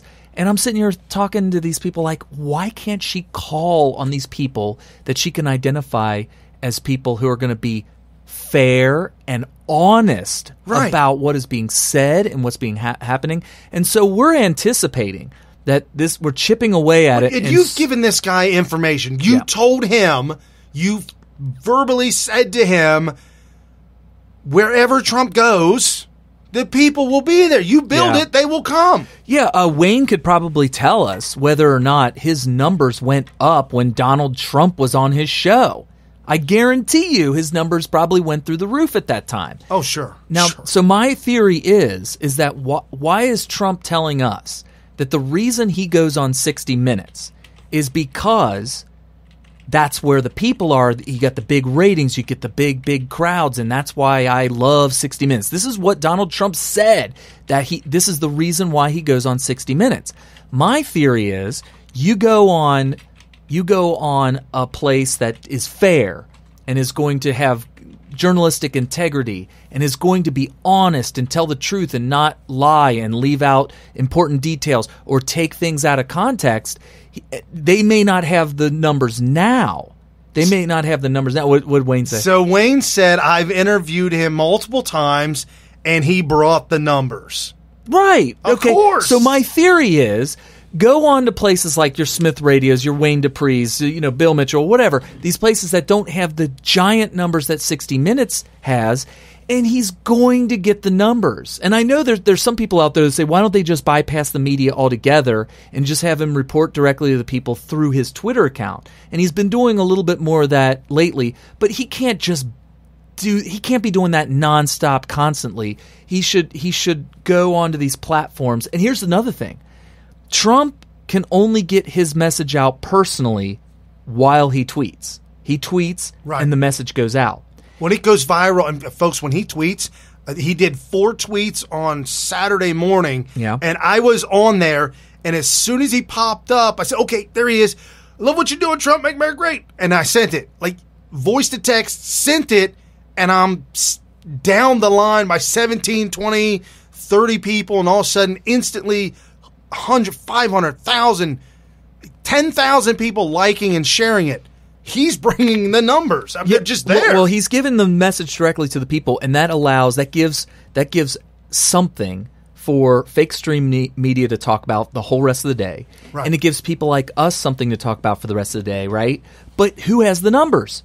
The fake stream media. So when they talk all kinds of lies about what was being said in these tweets, they're getting the numbers. If Trump starts to come on shows more often with like Wayne Dupree, which that's great that he went on Wayne Dupree a couple times. He should probably come on more often. Come on Smith Radio. Come on all these other outlets that are doing real, fair, honest news, right? Then we'll build the kind of audience that when he does tweet out, there's going to be a larger audience for the people who are giving the real analysis, the honest analysis, right? Right. And why did we get the big numbers? Because periodically Trump comes on and lets us interview him. That's where we would get the numbers. Right. And that's what Trump needs. He doesn't need to just, I need a big audience, or I need my message to get to the people directly through Twitter. That's fine. He should do that. But he should also be developing the new, honest media that supports him. And I'm not saying, we'll go on all the ones that are biased, that are going to toe the line. Look, we're just honest. We're not going to lie to you, and we're not going to play gotcha, and we're not going to just try to get famous with Trump. We're going to ask him questions that we feel people on the ground really want to hear. They want to know what the answers to questions that they want to hear are, and that's what we're going to ask them. We're not going to sit there. We're not going to sit there when the Awan brothers are trying to escape from America after becoming a huge national security threat and ask about trannies all day. And that's exactly what happened. No, we will get to trannies, but we're not going to ask about trannies. We're not going to lead with that. If Trump came on the show, the last question I would have for him would be about trannies. Seriously. Sorry. I mean, it's just not as pressing of a matter. We're talking about somebody who has a strong connection to, I imagine he's a Muslim. He's got connections to Pakistan since he's from there. He has connections to Congress because he had the back office of all of that. Brian, you should tell people what kind of control you think that he might have had. What kind of power did he have with the kind of access that he had? Because you have a little bit of experience with social media platforms when you own it. Okay, folks, little inside ball game here. Back in the day, I had a friend that did some stuff. Okay. And he told me about what he did. Was it illegal? No, Okay. but it wasn't very... Like, if you told everybody, they'd be like, ooh, what?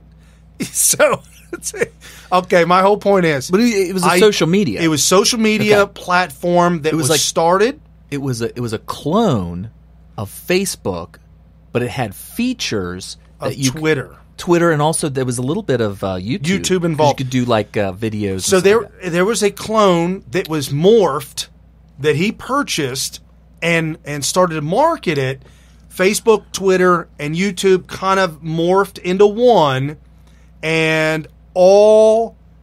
I mean, it was just amazing to be like. If you ever thought of Mark Zuckerberg, what does he? What does he think? What does he see? What does he feel? I promise you, his mind is completely twisted and warped because he has no moral grounding like a Christian would. He's a progressive. He's a progressive, and he has a God complex, which comes from being on the back end of the entire social media. I'm saying he can see your nude pictures that you have secure. He can see the connections to the people that you have. He can see everything that is it's the Matrix. I think people would be surprised. My point is people would be surprised and probably freaked out if they knew exactly. There's this misconception. When I saw it, I was freaked. Like I was like, no. Yeah, so Brian had the control. Brian had the control. No, I just saw it.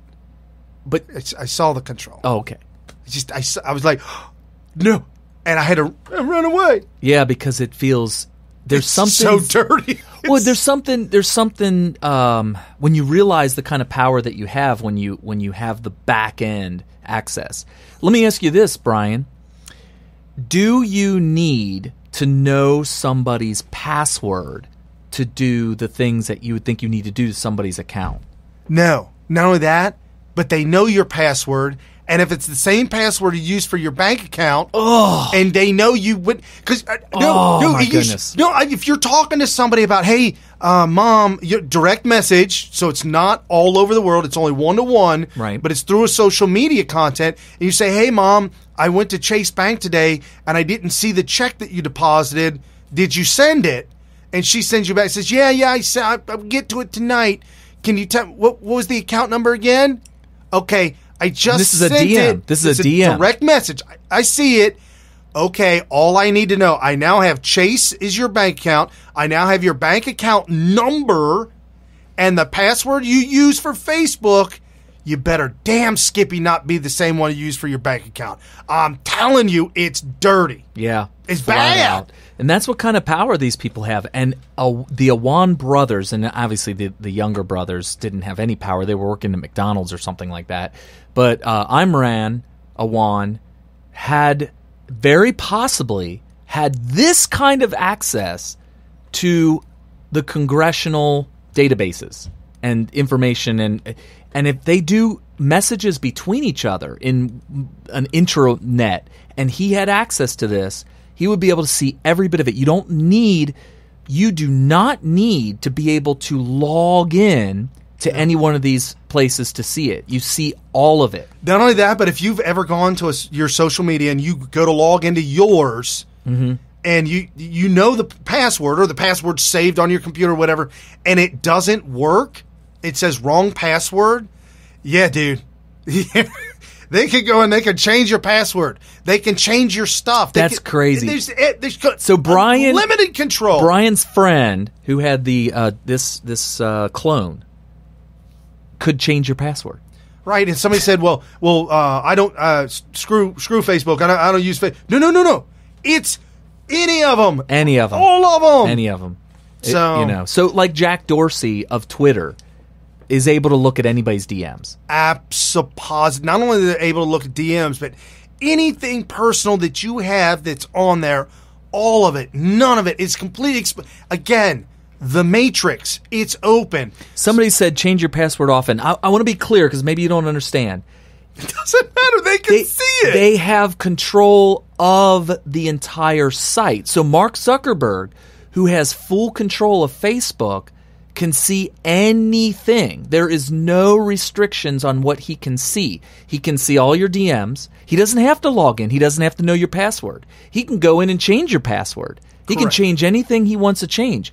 Why? Because he created this using code from scratch. Every line of code that runs every single thing in Facebook was written by him. So there's certain things that you cannot believe that he has access to. There's not a single thing that he doesn't have access to. Right. Okay, let's say this. This is for simple analogy, just kind of popped in my head. If you own a house or you know somebody owns a house, the electric meter on the side of the house or the gas meter, sure, yeah, the electric meter, have all been changed to smart meters. Oh, yeah. Okay? And everybody, don't do it. They can control. Yes, they can. Okay. Yes, the complete control. Glenn Beck railed against smart meters for an entire year. You might have to explain this to one the point to where his listeners were fighting the police.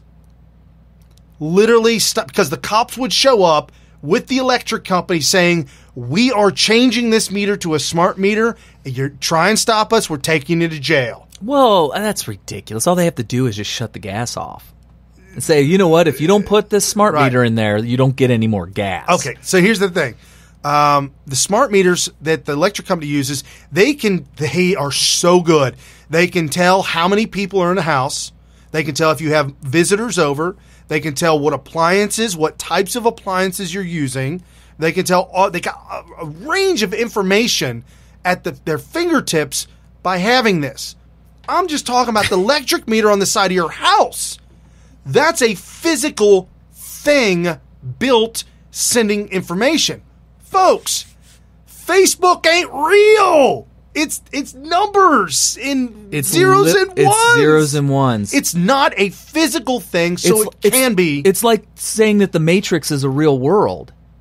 It's literally just a figment of your imagination through, in the movie, you get plugged into the Matrix, so it's all just electrical signals being put into your head. And it's not real. Yes, and they know you're conservative. So if you ever have the situation we have on Twitter, why am I losing? I'm gaining about 400 or 500 followers on Twitter every couple of days. But I'm losing 50 a day minimum. Yeah, who joins me and walks? I don't know. It's weird. I use Crowdfire, but I know it's kind of a joke these days. But anyway, I get people that unfollow me all the time that are super Trump supporters. God-fearing Trump supporter this, Trump supporter that. They're following 2,000 people. They have 2,000 followers, and they just unfollowed me. It's like, what? And in being in the background of that, you can. And someone put up there where they know you're conservative. Yeah. Absolutely, they know you're conservative. There's no doubt about that. Somebody posted up a video of them screenshotting. They were filming their, what do you call the damn thing? When Mac, I turn on the video to record my screen. Screen recording? Okay. They were recording their screen. Bear with us, folks. And they were liking articles through Twitter, like. And then there was Trump's tweet. They hit the heart for the like, waited a second, and it disappeared.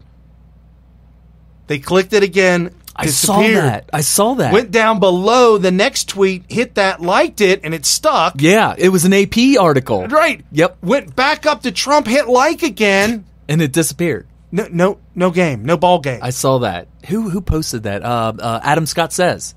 Okay. Adam Scott Says posted, and I found it through him. And actually, it was Sam. Thank you, Sam, for hooking me up. Sam posted the Adam Scott Says of that. Somebody screen recorded that happening, and I think they put the actual the camera on the screen. Follow Wayne Dupree, patreon.com/WD show. Oh, I didn't know Wayne that. Dupree, WD show. WD show. Also, we have a Patreon account. Thank you very much for donating to Patreon. $1. That's all we ask. No big deal, folks. Patreon.com/Smith Radio. And we I guess we're shifting gears right now. Steven joined. Oh, cool. And if you're watching us right now on Periscope, this is the first time we've been able to Periscope where we have both our mics, our mixer, the computer, all the sound bites are all wrapped up, and we've got a special little thingy that magically makes it happen. And only one person in the entire world sells it. That is so weird. We're getting inside baseball a little bit there. So we looked everywhere. Yeah. So we've got this all set up on Periscope, but we go live 5 to 8 p.m. Eastern on Sunday evenings. And we've also got, we're rolling out a new phone number. Oh, really? Yes. Okay. We're able to take calls, but not at this point in time because we've got a lot going on right now. So I'll give the phone number out later. I don't want You'll have to write it down and save it. I don't want things to blow up. You know what I do? I actually, for Wayne Dupree, he's got that long 10-digit number, and you can never remember that stuff.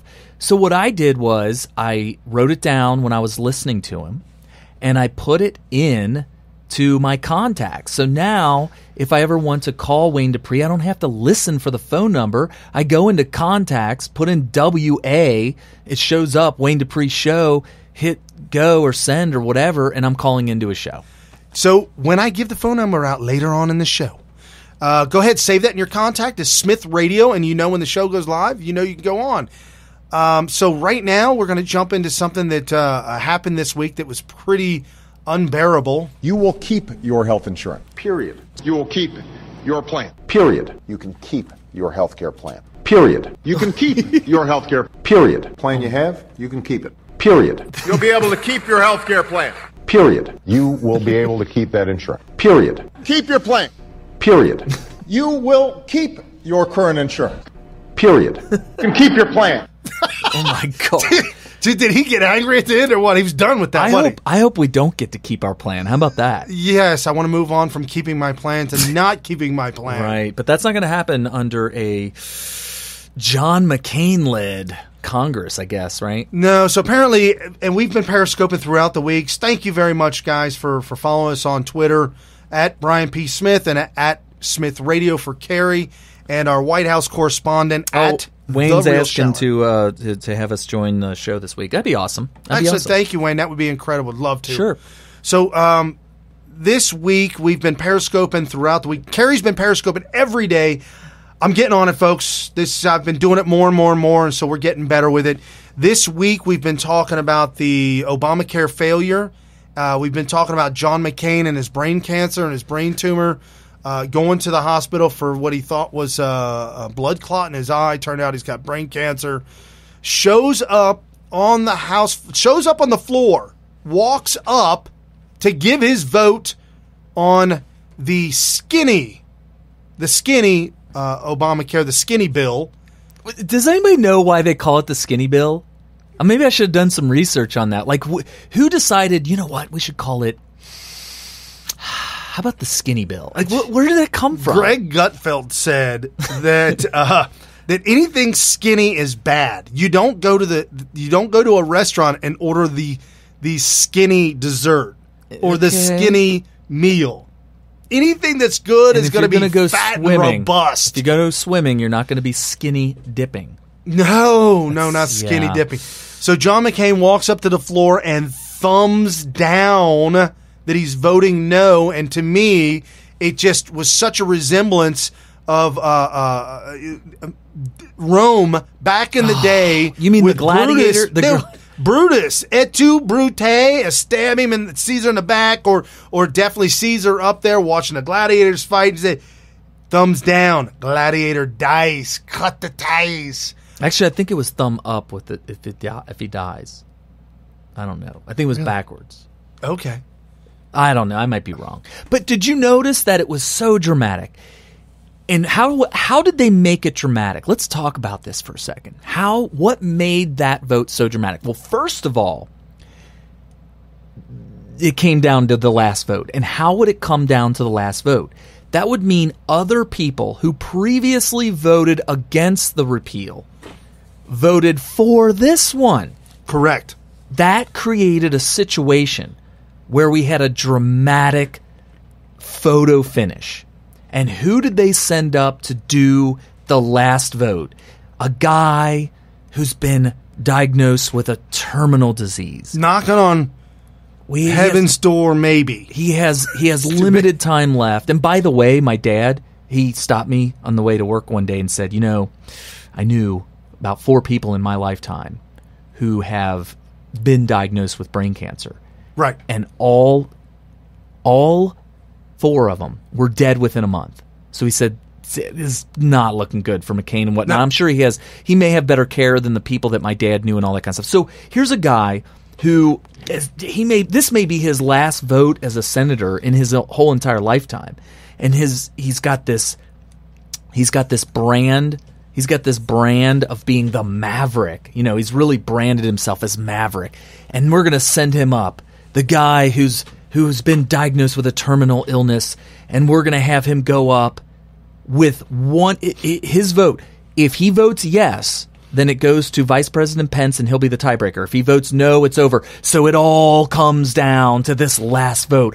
What a dramatic end to a career and to a lifetime, to go in there and be able to be the one who decides yes or no. Are we going to keep Obamacare, or are we going to get rid of it? So this big dramatic thing was created. And was it created? I kind of feel like that they may have orchestrated this so that his vote, the whole thing was hinged on his vote, on John McCain's vote. Well, it could have been orchestrated. They say he took the fall, and he was the main guy. Like if I throw out the name Susan Collins. Yeah, like she can you tell me what state she's a senator for? Well, I know she's from Maine, but a lot of people don't know that. A lot of people don't know that. And I'm just saying that for you folks that are listening. Or if I say Lisa, I don't know. Lisa who? Krumsky. Murkowski. Yeah, from Alaska. But a lot of people don't know that either. Right. Murkowski, I think she's in with Russia. Oh, well, she can see Russia from her house. According to Saturday Night Live, yeah, Lisa Murkowski can see Russia from her house. So Lisa Murkowski possibly dabbling with Russia. Those are the 2 other senators that went with McCain that have been against Trump this entire time. They're absolutely despicable individuals. And here's the thing about Collins. She's always been against the repeal of Obamacare, replace Obamacare. She's always been against that. So I can give her a little bit of props for at least standing on her principles. My problem is why do we allow her to have an R next to her name? Earlier in the week, I'm going to get a little bit off on a sidetrack and we'll come back. Earlier this week, I did a cast, and I want to repeat a little bit of what I said there. I think it's really important. The Republican Party and the party-based system is like, okay, I want to run for office. And maybe I want to be a Republican. Maybe I want to be a Democrat. Who knows? How do I know which one I want to be? Should I be either? Should I be independent? And so what it boils down to is what platform do I fit in? If you're John Kasich, you just ask the crowd. You ask the crowd, what party should I run for? Right. So this is a question that obviously a lot of people don't have to think about very much because they would have already known, well, I vote Republican, or I have Republican principles. I'm a conservative, so I guess I'll go with the Republicans. Or I'm a progressive. I like communism. I like Stalin. I like Hitler. So I'm going to go Bernie Sanders. Right. So I'm going to go ahead and be a Democrat. Or maybe I'm a member of maybe I come from a long line of KKK members, in which case my whole family was Democrats. So I'm going to go Democrat. Yeah. So those kind of things you don't even think about very much. So here's my issue If you're going to spend a lifetime as a Republican elected official voting progressive every time, voting Democrat, or siding with the Democrats, or just being liberal from day one, why do party officials, maybe the GOP chairman, chairwoman, whatever, why do they allow these people to keep their R? They should be more open to ditching them. And here's why this is so important. The big problem in America, especially with congressmen and congresswomen, is that the incumbent always wins, right? Almost always. It's very rare for an incumbent to lose in a general. And it's even more rare for an incumbent to lose a primary. Extremely rare. I think Eric Cantor is like the only incumbent in the history of the universe that's been primaried out of existence, out of his out of his career. So it's extremely rare. Now here's my point. If we could take somebody like Susan Collins and say, you know what, this woman is not a Republican, and we expel her from the party, she stays as a senator, she remains Maine senator, but she doesn't get to have the R next to her name. Now what does that do? That frees up the Republican Party to nominate somebody completely new to run in the general election in Maine as a Republican against now independent Collins. Correct. And that would be awesome. That would be huge, yes. Could you imagine Collins, who rightfully would be expelled from the Republican Party, has to run as an independent now because she was booted out of the Republican Party, and she has to run against a Republican in the general. Because as it is now, Collins would have to only run against a Republican in the primary. And incumbents almost always win the primary. And then they go to the general, and who does she run against in the general? The Democrat. Right? So my thing is, I think that we need to pressure the Republican Party to defend their principles by challenging the sitting elected officials to make sure that they're voting more for the Republican principles, the conservative principles, the constitutional principles, because if they can't do that, then they should be warned. I don't think they should be kicked out immediately. I think they should be like, I think the Republican Party should pressure these people. And if they can't do that, they should kick them out of the party. Right, and a guy by the name of Timothy Schwartz. Yeah. Back in 2014, so this is just a few years ago, they censured John McCain. They literally censured John McCain. Right, which is a start. Telling John McCain, it's a huge black eye for John McCain, if you will. I did get some of the soundbite. I kind of like to play it for you folks. Would you like to hear? A little bit of it? Okay. Yeah, sure. This is Timothy Schwartz, who is, I'm not sure if he's an elected official, but he is a Republican official in Arizona. He's like a GOP official. Right, and very disgusted with John McCain's voting record. He's on hardball with Chris Matthews. Chris Matthews absolutely trying to beat him up and throw him around. It's so disgusting. Just disgusting how they treat this guy. But Timothy Schwartz holds his own and explains why John McCain was censured, why they're going to go through with censoring John McCain, and who John McCain really is. And that's why I want to play this sound clip for you, because it does. It exposes who McCain is. This is back in 2014, right? Right. Yeah. And it shows you, because listen to Chris Matthews talk about McCain, and then Schwartz talk about McCain, and it kind of shows you who McCain really is. Never drafts, co-sponsors, or votes with legislation. Okay, that's Schwartz talking about John McCain. Never drafts, co-sponsors, or votes with legislation put up by Republicans. All the bills that he signed on to draft or to co-sponsor is always with Democrats, whether it's McCain-Lieberman, McCain-Feingold. There's a long list. It's always with the other side. Okay, and we all know this. You've heard of McCain-Feingold, McCain-Lieberman. Yeah. We all know this.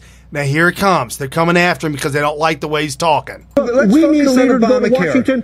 We don't need somebody to play for the other team. We need somebody to fight for our team. We need to win touchdowns. You're just giving me rhetoric. I've asked you a very simple question. Is opposing Obamacare not good enough for you?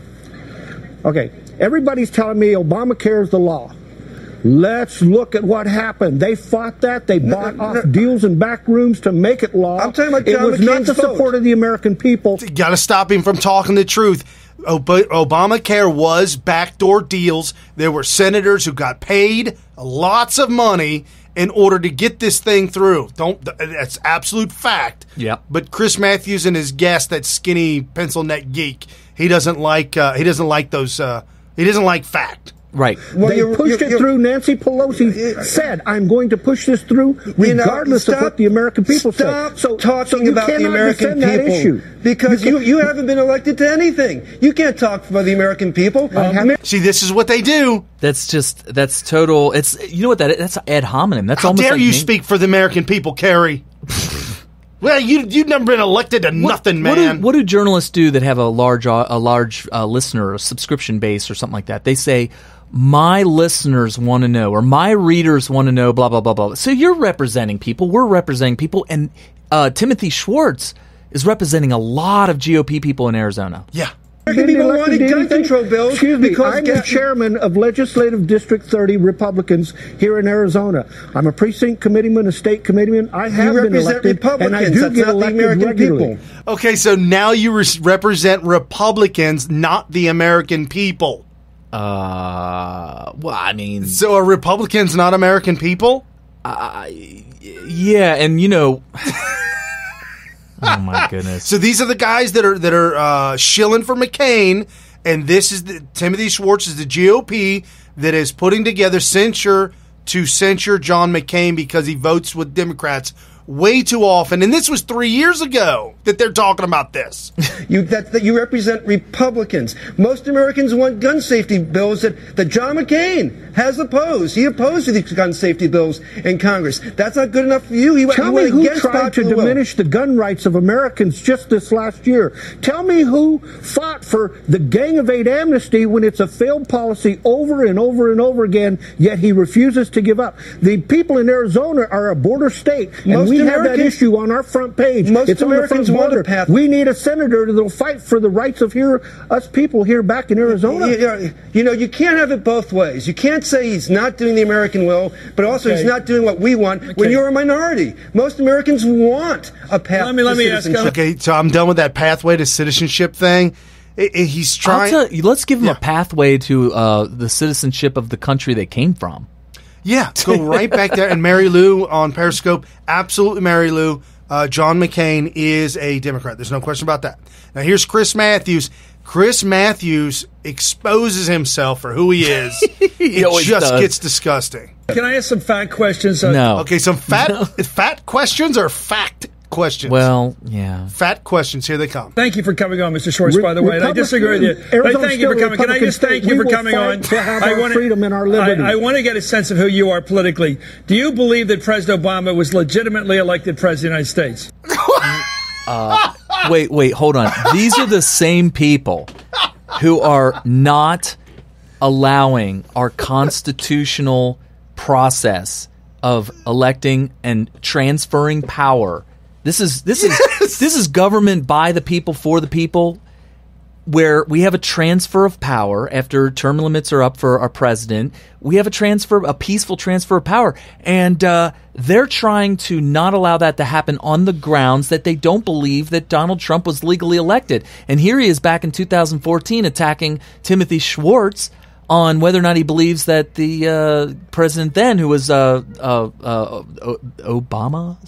Yeah, in his 6th year of destruction. Right. And what did he say? Oh, I knew that was coming. Listen, I'm going to stay on track. This is about the resolution. It's not about me or my policy. No, I'm just asking a simple question. This is about what the party Why has is done. that a trick question? I'm not going to get sidetracked with little rabbit trails. This is about... This is awesome. You folks... This guy's pretty smart. Think about this. Put yourself in his shoes the next time you talk to somebody. They're throwing squirrels out there. Yes. Squirrel. And I do it too. When I start talking, they ask me my opinion, and I kind of throw some things out, like, because they know I do the show, and they say, so what did you guys talk about last night? And I'll say, oh, this, and this. Oh, really? Well, what have been? And they'll try and sidetrack me. I said, well, no, that has nothing to do with this. Yeah. Well, yeah, but.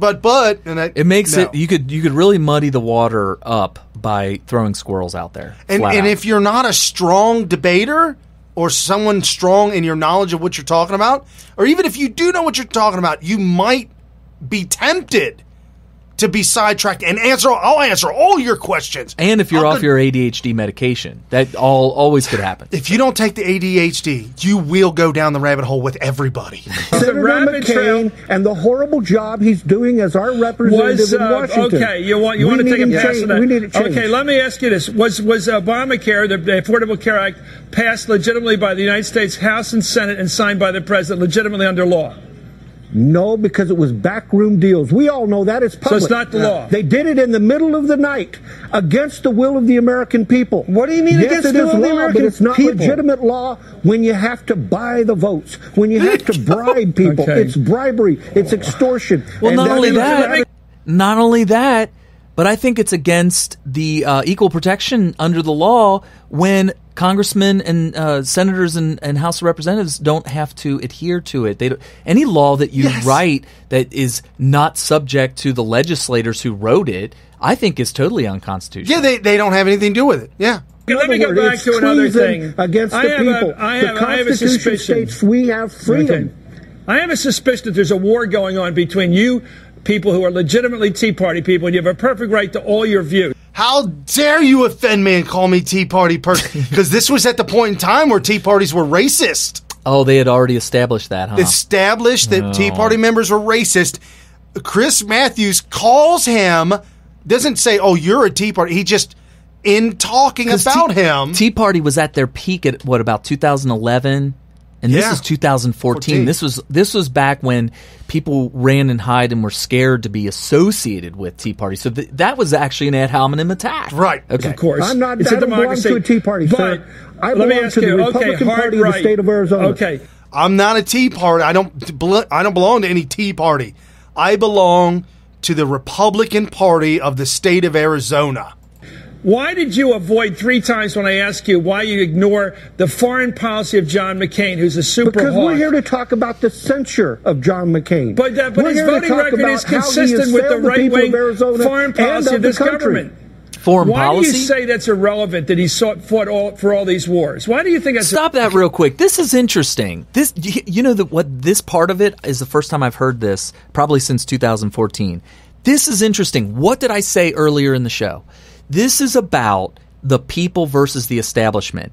And just because John McCain, we talk about how liberal he is, how he's always voting the same way that Democrats do. And yet here Chris Matthews is talking about how much of a war hawk he is. What part of war hawk is part of the Trump movement? I don't know. I don't think it is at all. I think that this whole war hawk thing is just the RNC wing of the establishment, which includes both the Democrats and the Republicans.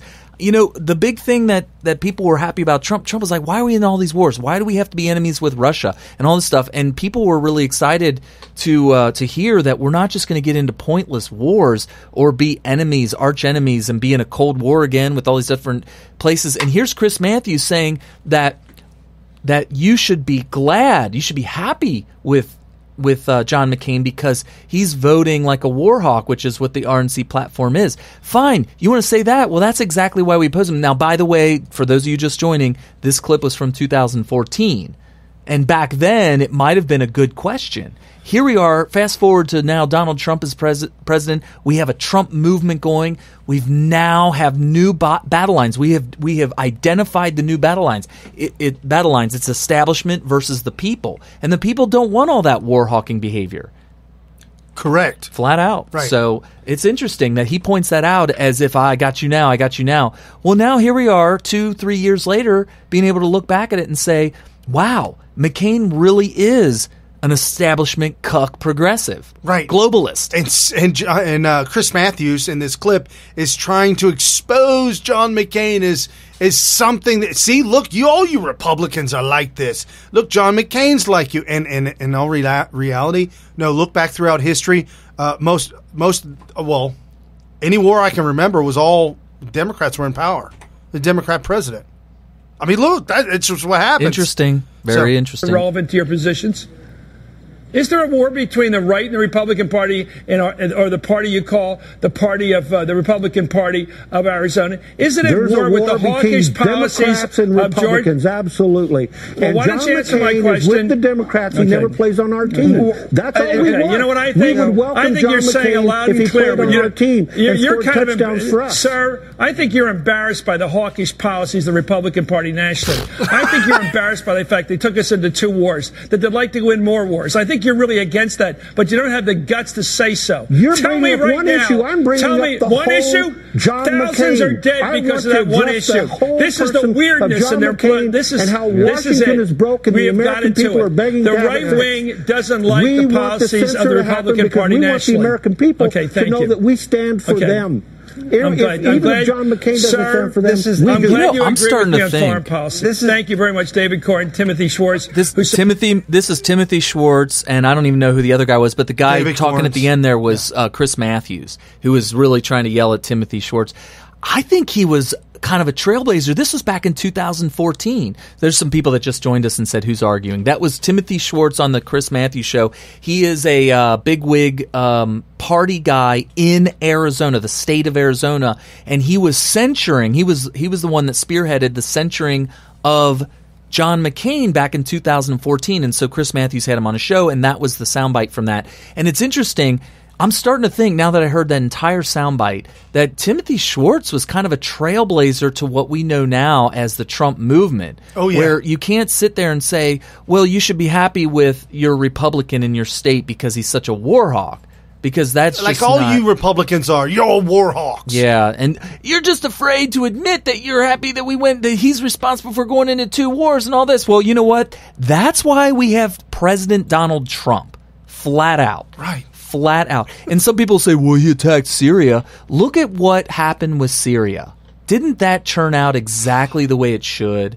Yeah. You know, he made a statement. He didn't take us to war. He got the point across, and everybody respects us now. Yes. That's what happened. We've got more respect right now in the world than we have ever had. Yeah, absolutely. I'm serious. Well, not ever had, but that we in have a long had time. In decades. So this Timothy Schwartz, the whole censure on John McCain, do you want to know how the vote turned out? How did the vote turn out? Republican Party passed a resolution to censure Senator John McCain 1,150 to 350. How many people were voting? Was that a statewide vote? Yeah. Oh, okay. The state GOP party censure passed by exclamation, meaning by a voice of vote. It had no practical effect, but it serves as an attempt to embarrass the senator, and that was reported by USA Today. So January 2016. January 26, 2014. So it was the first month of 2014. How in the world does the Republican Party in Arizona censure him so overwhelmingly? He runs as a Republican, and he keeps on winning election after election after election. What the heck is going on down there in Arizona? Oh, what you didn't hear about his? This is his campaign.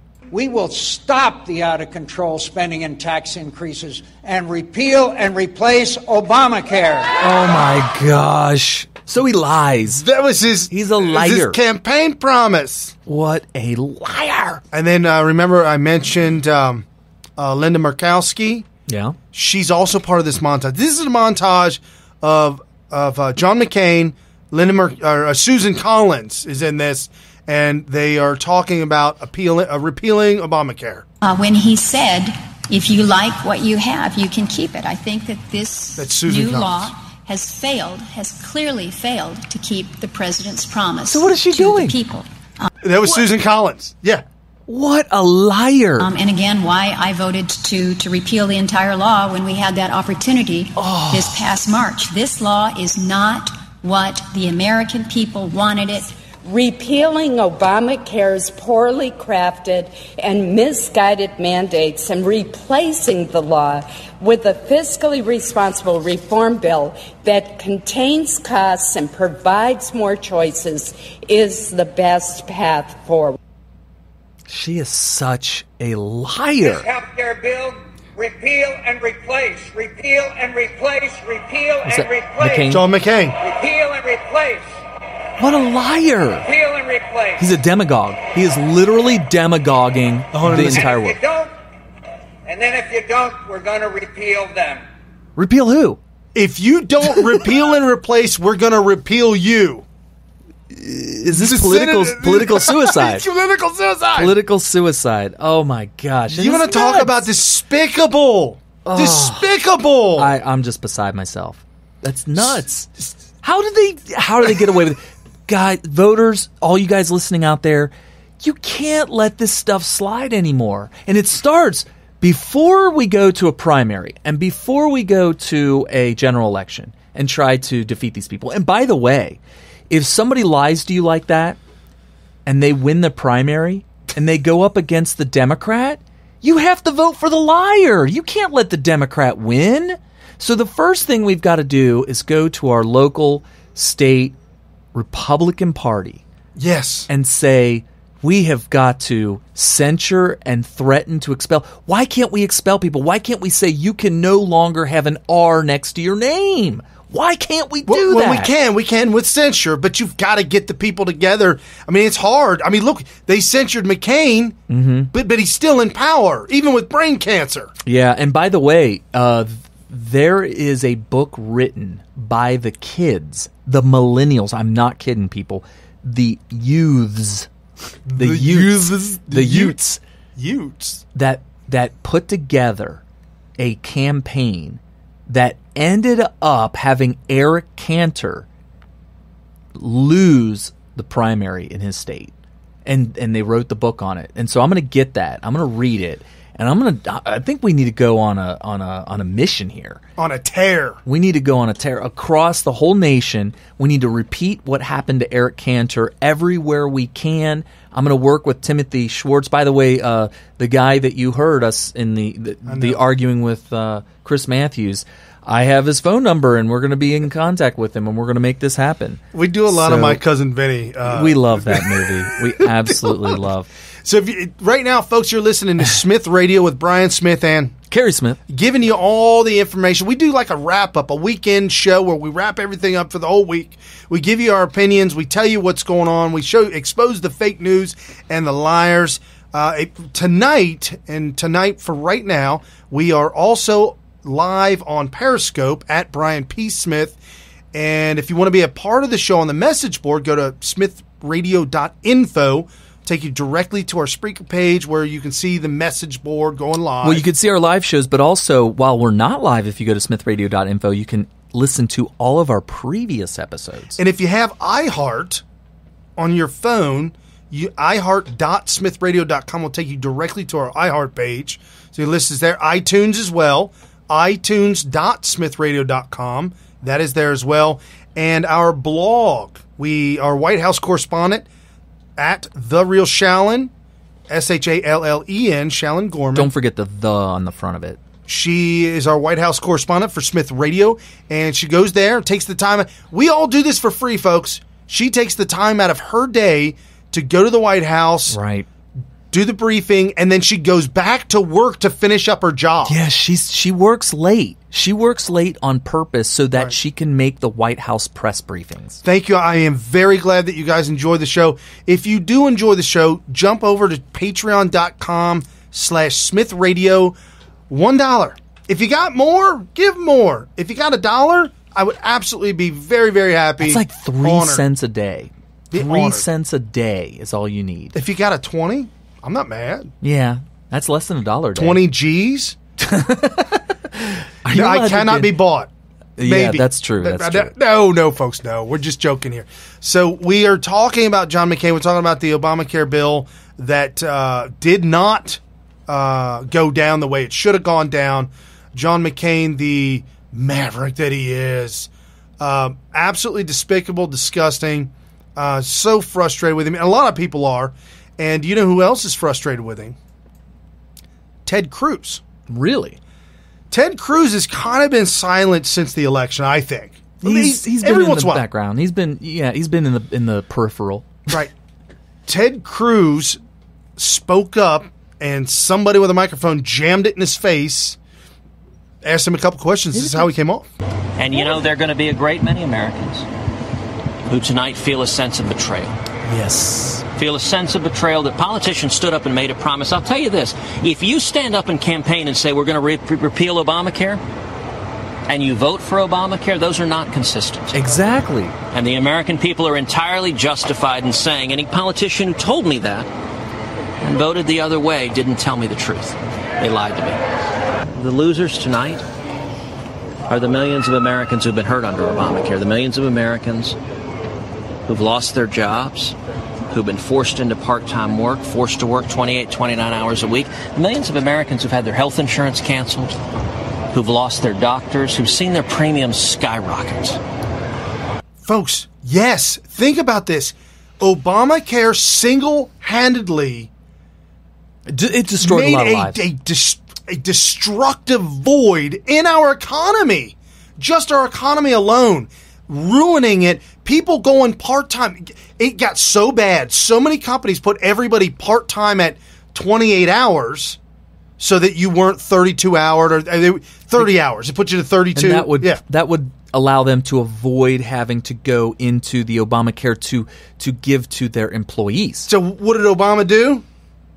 Executive order, part-time is now 28 hours and not 30. And so everybody started, they dialed it back. Wait a minute, they went from 30 to 28? Whatever, it's something like that. The numbers, he changed the numbers of what part-time and full-time meant. So you had to dial it back even more. So Obama dialed it back even more. No, I mean the business owners, they had to dial it back. They had to cut hours for people. Of course. Oh my gosh. So people working 2 part-time jobs, never getting anywhere. Right. And that's funny. A comedian said this one time, but it's so true. I mean, the Awan Brothers had to work 2 jobs. Right. Comedy has a good comedy has a little bit of truth embedded in it. And I'm going to tell you right now, a comedian once said this. All the people I've ever met that had more than one job are some of the poorest people I've ever met. If you work more than one job, I work 2-3 jobs at a time. You're going backwards. That's not working. It's not. Yeah, it's not working smart. Right. Well, there's something wrong with it. Focus. The word focus, FOCUS. Focus on one course until successful. One thing at a time. One course. Master it and get paid a lot of money for doing that one single thing. But if you do McDonald's a day, if you're doing minimum wage jobs to begin with, if you're doing McDonald's during the night and IT for the government during the day. It's just not working, people. It's just not collecting $4 million. Now you got to hop a plane back to the Pakistan. Yeah, it just doesn't work. Not good times, Didn't folks. Work. So that's my whole point. The big drag on the economy, the big drag on healthcare. The healthcare is imploding. Some states have no Obamacare supporters at all. The thing is dying on its own. But we needed these Republicans to step it up and continue to work with Trump. Give me a half a loaf of bread and I'll go get the other half for you. It was a Ronald Reagan saying, but it absolutely fits for Trump. Trump tweeted out, "Don't give up Republican senators. The world is watching. Repeal and replace and go to 51 votes. Use the nuke option. Get cross state lines and more." I mean, it's sad that the president of the United States has to tweet out to senators to get a message to use the nuke. Yeah, like the only way I can get a hold of these people, I'm just going to tweet it out, and then the people will get it to him. And that's pretty much what happens, right? He tweets out, and it gets it gets through to the mainstream media, and then people are retweeting it. Next thing you know, all the constituents of the senators and House of Representatives, they all end up getting the message. But yeah, you got to use the nuke option. I'm really sad. I mean, but think about it. If you're a Democrat in the House of Representatives or in the Senate, you're not voting for any of this stuff. You're not going to vote to get rid of Obamacare. This is Obama's signature legacy. Right? Correct. And they're not going to go back on that. The problem is it's communism. And we can't have communism in America. And Carrie called me on Thursday night, and we talked about this just briefly. However, it seems like it's kind of playing out. This is a theory. I don't know if it was your theory or if it's something that you were talking with some other folks about. But if you think about this, John McCain is helping the Democrats as a one last, farewell, goodbye, because he's part of the establishment. Mm-hmm. He's helping the Democrats so the Democrats can actually save face and say, hey, I look great in this. See, look, we're bipartisan. We're working together. Are you talking about the Problem Solver Caucus? Yes, I'm getting there. I'm getting there. So Democrats look good as they're trying to bipartisan. No. The Democrats want to be able to claim victory by saving Obamacare. Correct. Okay. And so this will eventually, I'll let Kerry take over for the problem solvers. But in the end, this is meant to lead us to a one-payer system. This is meant to have the full-blown communist agenda, right. Lock, stock, and barrel, so we cannot get rid of it. It's designed to fail, right? It's designed to fail. Yeah. And what's going to help this fail is problem solvers. They love to help people fail, right? Well, they're going to extend the failure process. It's kind of like we're not going to hit a brick wall. We're going to clip it, and we're going to roll about 17 times, and the car's going to fall apart. And by the time we come to a stop, it's going to be us sitting in a chair. And it'd probably been worse than us just hitting the bridge abutment and staying just right there. Well, you gotta end it clean. It's gotta be quick and painless. It's like taking a Band-Aid off. You just gotta rip it really quick. Yeah. But they want to say, no. Let's use tweezers and just pull it a little bit and make you say ow and then stop and let you get your bearings back so it can pull a little more. And it's so painful. And it's going to be painful for a long time. So what is Trump saying? We got to let it fail now because repeal and replace failed, skinny failed, all these things failed. So now Trump is now threatening to do an executive order that's going to expedite the failure.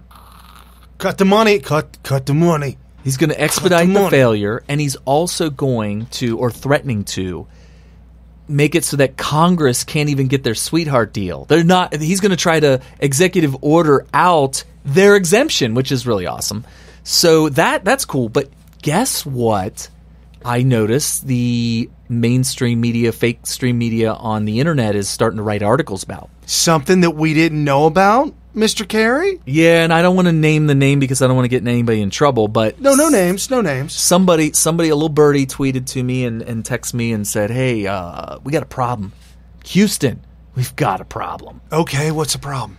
Well, turns out there is this bipartisan attempt to get healthcare passed, a bipartisan, and they're going to go behind Trump's back. And when I first heard this, my first initial reaction was, that's not going to work.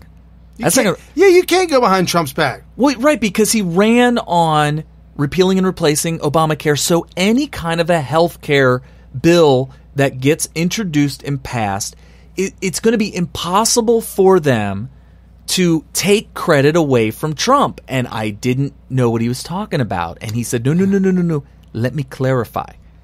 They are going to come out. This is a bipartisan group of House members, congressmen, if you will, in the House, that are going to introduce a bill to fix Obamacare. Reported by Politico. Well, I found that out later. I didn't even know about Politico yet. So I'm like, ooh, tell me more. So the theory is that the Democrats that are a part of this House caucus are going to be able to claim victory for all Democrats because they saved health care by saving Obamacare. That's what they're going to run on. That's going to be the narrative. Now I said, well, wait, whoa. Why would GOP go along with this? Why would Republicans go along with this? Why would they let them do this?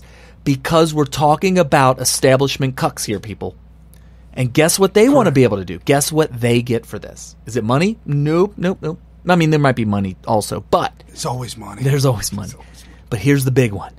They're going to be able to say, you see, people, you see, voters, all you Trump supporters, you see, we told you that in order to get things done in Washington, you need to reach across the aisle, you need bipartisan, helping each other out, doing all that stuff, reaching across the aisle and working with the Democrats in order to get things done, and anybody who tells you differently is wrong, and we just proved it. We just proved it to everybody that the only way you get anything done is by bipartisanship. And by the way, all the bloodshed, all the infighting, all the hate and the anger, all that stuff that you're so tired of listening to, all of that, it'll stop now. Because we're What? Bipartisanship. Yeah, and they're going to say, and you guys who supported Trump, who thought that he could do it all by himself and that he could be a partisan and not work across the aisle and not take any input from anybody, you were all wrong. Trump was wrong. He's a failure. He's a loser. We got this done without him. We got this done without partisanship. It's all bipartisan. And that's going to be the narrative they're going to run on. And when I heard that, I thought, my first reaction was, I hope you're wrong. Because this sounds bad. This sounds bad. I hope you're wrong. Well, guess what? Next thing you know, I see the Politico article. And the Politico article pretty much states exactly that with additional detail. And that additional detail is, and by the way, they didn't point out the motives. They didn't say that Democrats were seeking to take a victory lap. They did not say that the GOP was seeking to undermine Trump. They did not say that in the Politico article. Why? Because they don't want to let the cat out of the bag. They want to kind of keep this secret. So what they said was it's about 40 House members. That's like a tenth of the entire Congress. Out of those 40, half of them are Democrats. That's a lot. That's like 20 Democrat House members, 20 Republican House members. And how long do you think they were doing this? Do you think this is something they just dreamt up yesterday or right after the McCain vote? Come to find out, no. No, I found out through Politico. They've been secretly meeting and coming up with this healthcare scheme for a month or longer. Maybe longer. A month or longer. They said they've been meeting in totality, all 40 of them, once a week, and in smaller groups almost every day. So this has been a scheme that they've been concocting for a long time. Now, what's the key word? How do I know? What ties this all together? Here's the key word. Coup. No, not coup. Not coup. No, an article came out today, actually last night. It was the top article on the front page of Yahoo. The front page of Yahoo, right? Right. So I said, what's this article?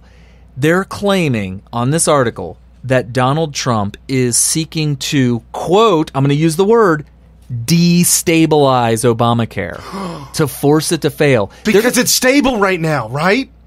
Well, either it's stable, no thanks to Trump, who's destabilizing it, or we need this bill to stabilize it. So either way, the narrative works. They can blame Trump and take credit at the same time. So they're going to using stabilize it. Right. So the key word is stabilize. And I was like, ooh, who's this guy that's using the word destabilize to attack Trump?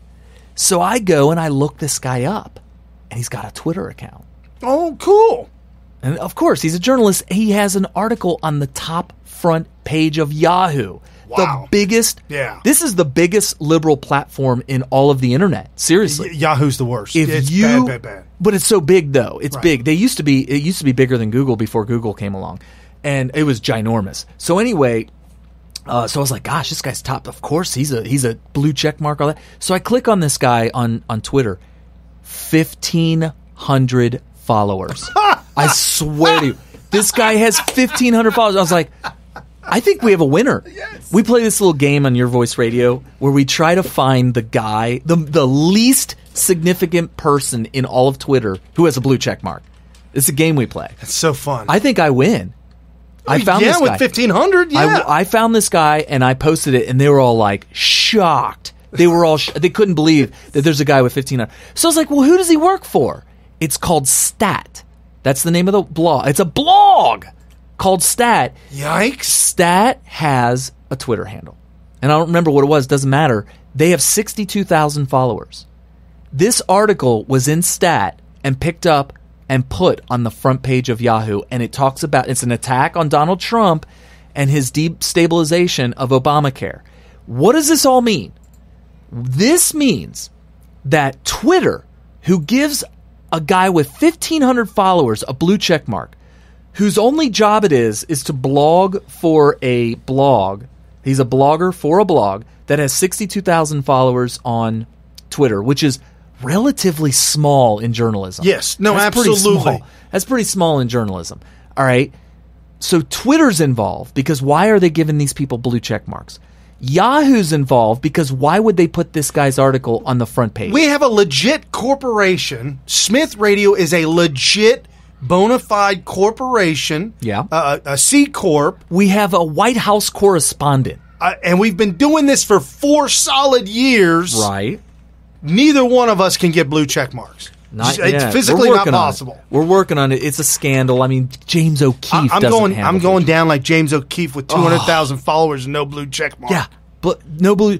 Laura Loomer. Laura Loomer worked for Project Veritas for a long time. Never had a blue check mark. As soon as she leaves Project Veritas, she gets a blue check mark. It's a scandal. It's a total scandal, and I think she should. Laura Loomer, James O'Keefe, Project Veritas, all of them should have a blue check mark. But Laura Loomer finally is able to get it after she leaves, which just tells me that they're using these blue check. But the point is that Twitter and Yahoo and this, and oh, by the way, the 40 people, I'm so sorry for those of you guys listening. There is a name of the 40 House of Representatives congressmen who are involved in this secret scheme to come up with a stabilization of Obama. Secret society. Yeah, it's called the Problem Solvers Caucus. That's the name of it. So dumb. Well, they're problem solvers. They're brilliant. Well, if you call yourself a problem solver and that's the name of your group, well then I guess that's what you do. I wish the producer had the soundbite queued up of Ronald Reagan saying that the scariest words that a politician could say is, I'm with the government and I'm here to help you. Yeah. I wish we had that queued up right now. Yeah, so they're the problem solvers. They're going to solve. So they're going to basically come up with a bill that forces us to stay with Obamacare. Right. Which will also be able to give them ammunition in 2020 to say that, you see, Donald Trump ran on repeal and replace, and he didn't get it. He failed. He didn't get that promise checkmarked off. And meanwhile, it was the Democrats who saved health care by saving Obamacare, by stabilizing it. Meanwhile, Donald Trump wanted to destabilize it. And who's all working on this? I think that article written by that guy with 1,500 followers was commissioned by the Problem Solvers Caucus. I think that they reached out to them and said, we need you to write an article. We need to come up with a guy. We need to give him a blue check mark. Yep. Give him some followers. And get Yahoo to plant it on the front page. It was the top article on the front page of Yahoo last night, and it was still there this morning. I'm telling you, it's a conspiracy. I got no words. It's a conspiracy to undermine Trump and to force us to stay with Obamacare. And the reason I made a scope on it today, and the reason I'm repeating it on the show today, is you guys have got to be ready for this, and you got to be ready to fight it. We cannot settle for a stabilization of Obamacare. Why? Some of you say, well, wait a minute. Maybe if we can stabilize Obamacare, it might end up being good health care.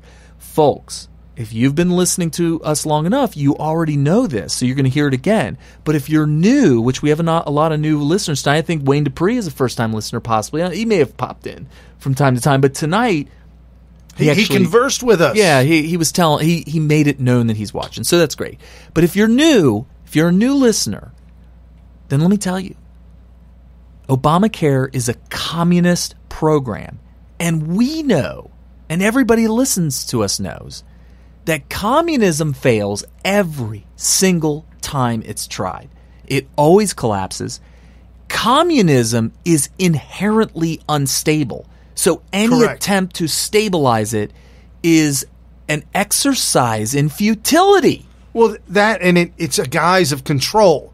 When they say stabilize, they just mean gain more control over your freedoms. We're going to make it so that our control over you is more comfortable. I'm telling you. The probe won't hurt that much. Oh, gosh. This will only sting a little. Oh, I'm telling you, look at Venezuela. Oh, Venezuela in the news this week? Real quick, this is 101 for your communism. Going to turn into a totalitarian regime. Okay, so Maduro, yeah, which means in Spanish, I'm mispronouncing his name, but that in Spanish means worthless. No, you've got to be wrong. I don't know how to pronounce his name, so I told my wife, I said, this guy Maduro, and she's like, that means worthless. How would your wife know? Does she know Spanish? Yeah, she speaks Spanish. Okay. She got the lingo down. We got to make sure that our listeners know that she has a little bit of credibility in that field. Yeah, so Maduro, the worthless one. I didn't know that. I had no idea. They have a constitution and they have judges, right? Right. Mm-hmm. So he has stacked the court with his judges. Okay. And he's setting up a bill to give him more power and sending it through the constitutional means to circumvent the Constitution and get the votes from the judges. And Donald Trump, the Trump administration had something to say about that. We broke news on that. They came out and said that the deadline for that to happen, I believe, is July 30th.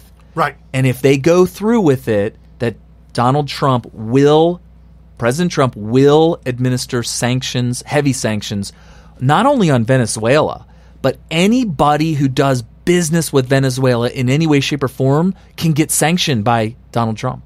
Right. So that's awesome. And I was talking with another friend of mine, and we kind of came up with a theory on this. They're like, oh, but you're going to hurt the people of Venezuela. Okay, pull back. The people want democracy. We've got a situation in Cincinnati where there's one bridge that's having work done to it. Out of 4 lanes, 2 lanes are shut down on both ways. And it's a nightmare. Yeah.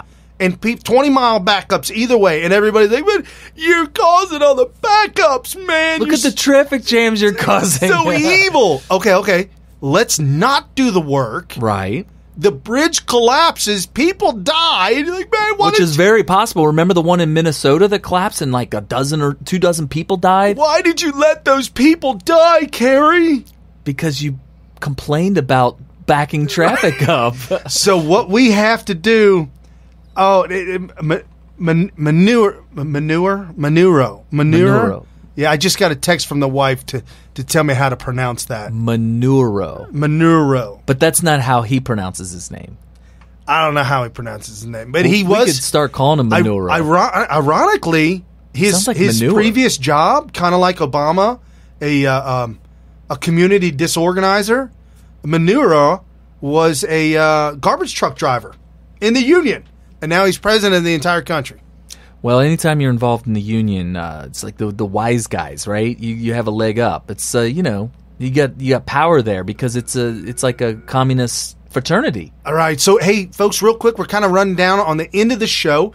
Again, you're listening to Smith Radio. Follow us on Twitter at Smith Radio and at Brian P. Smith. We're on Periscope all night tonight. Thank you so much for the likes and the hearts. I love it, love it, love it.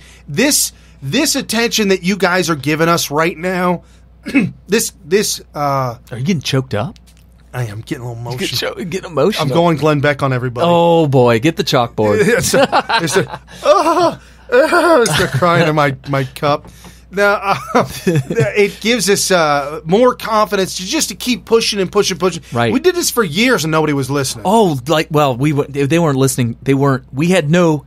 We had an audience at some point, but early on, like our first couple of episodes, we were like, how many people listen? Like 6. This was long before Trump even was running. Years ago, over 4 years ago. So anyway, this is really helping us so that we can get the word out. We're doing this. This is our agenda. Military Veteran Talk Radio, Carrie in the Marine Corps, me in the Air Force.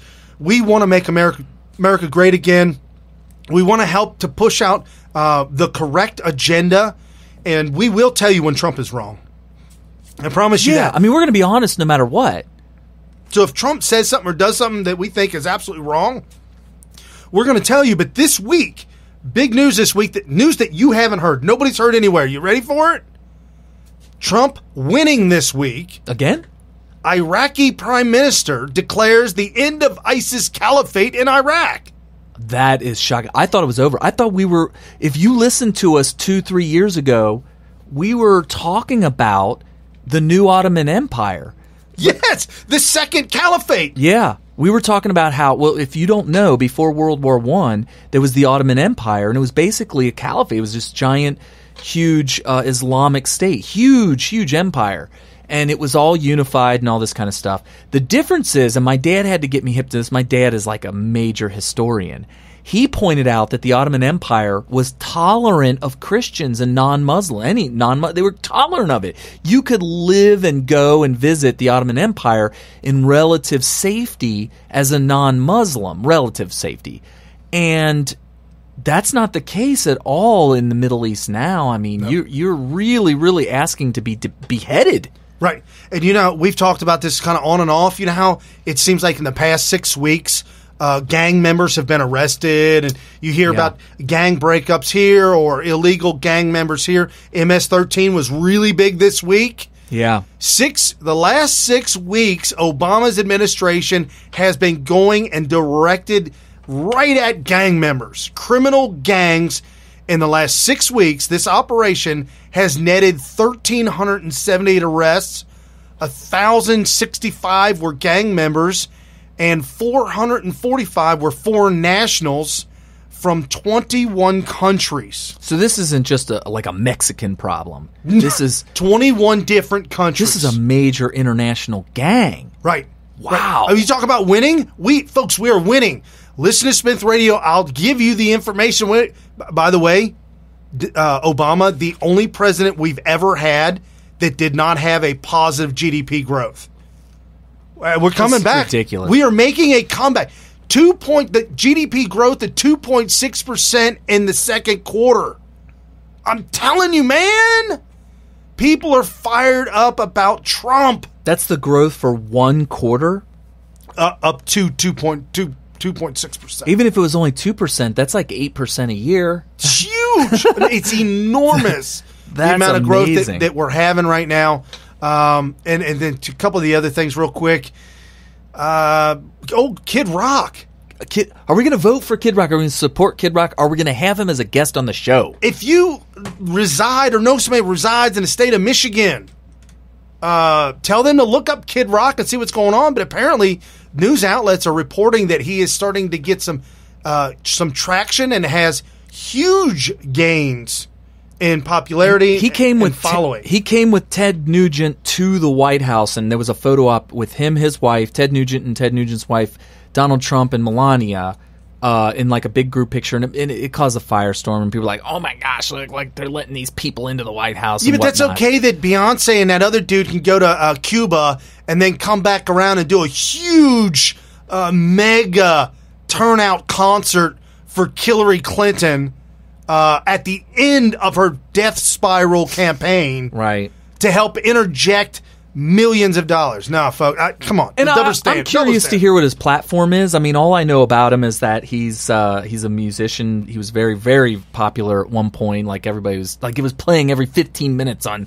the radio. Some of his music, and so he's very, very popular with regards to his the music industry. So the question is what's his platform? Is he conservative? Does he believe in all the different constitutions? Does he know the Constitution? And that's important too. Yeah, that is important. So somebody on Periscope just said that Kid Rock's 8% over everybody else that's running.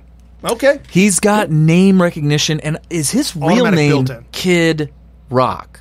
Or is he going to have to go on the ballot as like what his original name was? I mean, is his parents' married name Rock? Did they name him Kid? Probably not. It's probably a stage name, but the question is, if he can get the name Kid Rock on the ballot, that's probably going to help. Because that would be like the movie that that Eddie Murphy made. Yeah. Oh, he was Thomas Jefferson.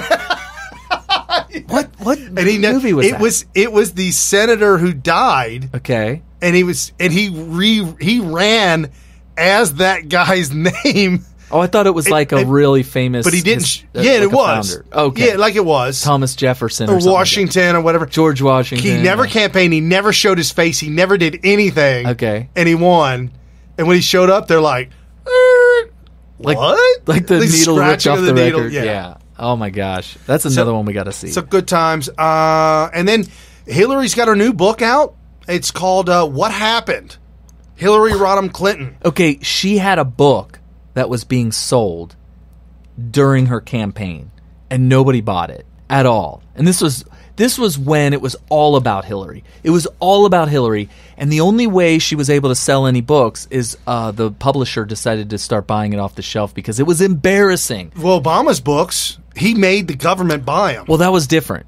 Obama had to have his publisher take them off and burned because there was incriminating evidence in the books, and they didn't want anybody to ever see them. With Hillary, she was trying to sell books in order to help finance her run for the presidency, and it was a big fat failure. However, she did get a giant advance. I think she got like a $240 million advance. She did. She blew it all. And the point is they never sold anywhere near enough books to make up for her advance. So she got money anyway. Thank you on Periscope. Kid Rock's real name, Robert James Ritchie. Or Richie. Rich. There's a T in it. Richie? Richie? Richie. Like witch? Oh, yeah. Witch? Yeah, you don't really pronounce the T. Richie.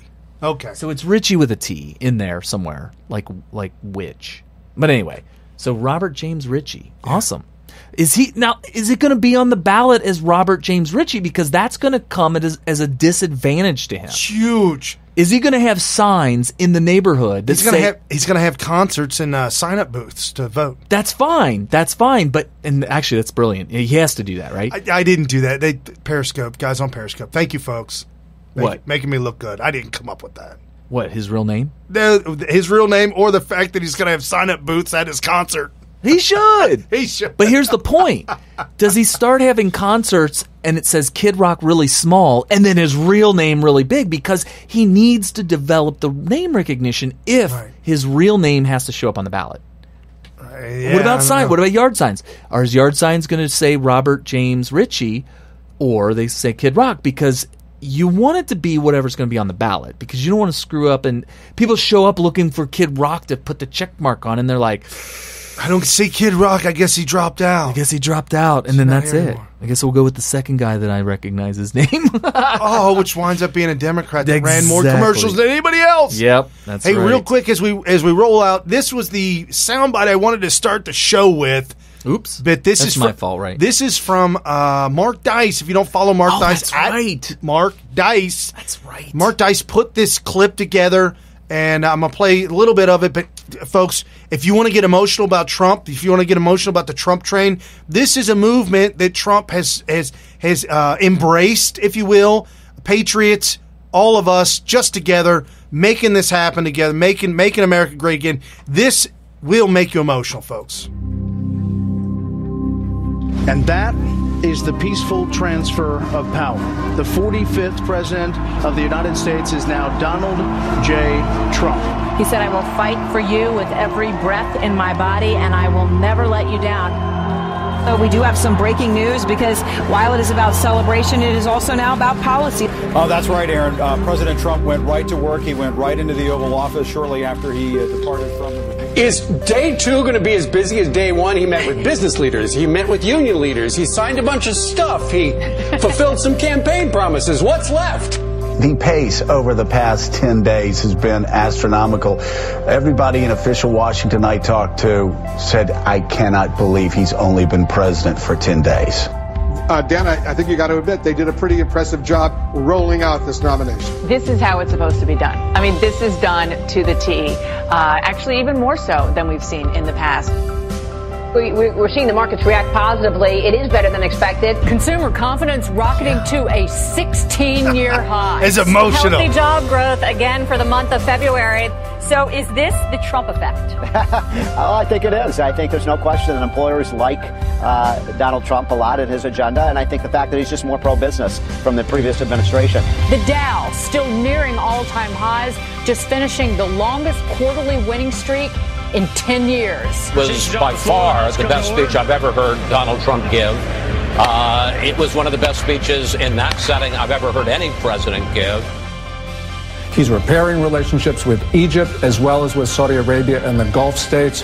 You know, they saw Trump yesterday talk about Iran violating the spirit of the nuclear deal. So this is clearly part of a long-term strategy to reorient American foreign policy.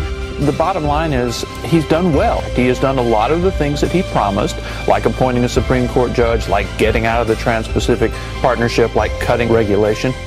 But he's done a really good job.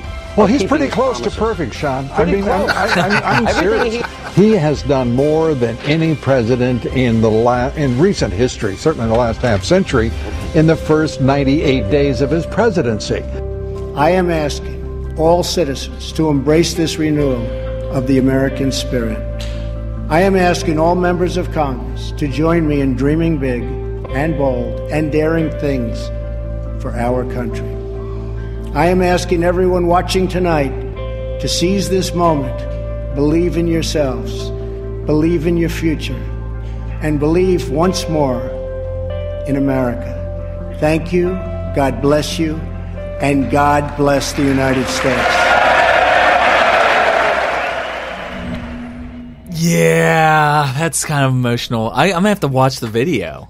But that's why we do this, man. But even the audio is really good. You don't even need the video. But that's awesome. The video is pretty sweet as well. And you can find us on Twitter, on YouTube. We are on YouTube. Oh, time's up, people. We're on YouTube, Smith Radio, any social network anywhere in the world. Smith Radio. We even probably have a Russian account somewhere. Keep that quiet. Thank you so much for all the love that you gave us today. Thank you for following us. Share it, like it, do anything you can. Go to patreon.com/Smith Radio. $1. $2. I want my $2. Thanks for following. Thanks for listening, guys. With unfathomable power. What kind of power? Unfathomable. It's without fathom.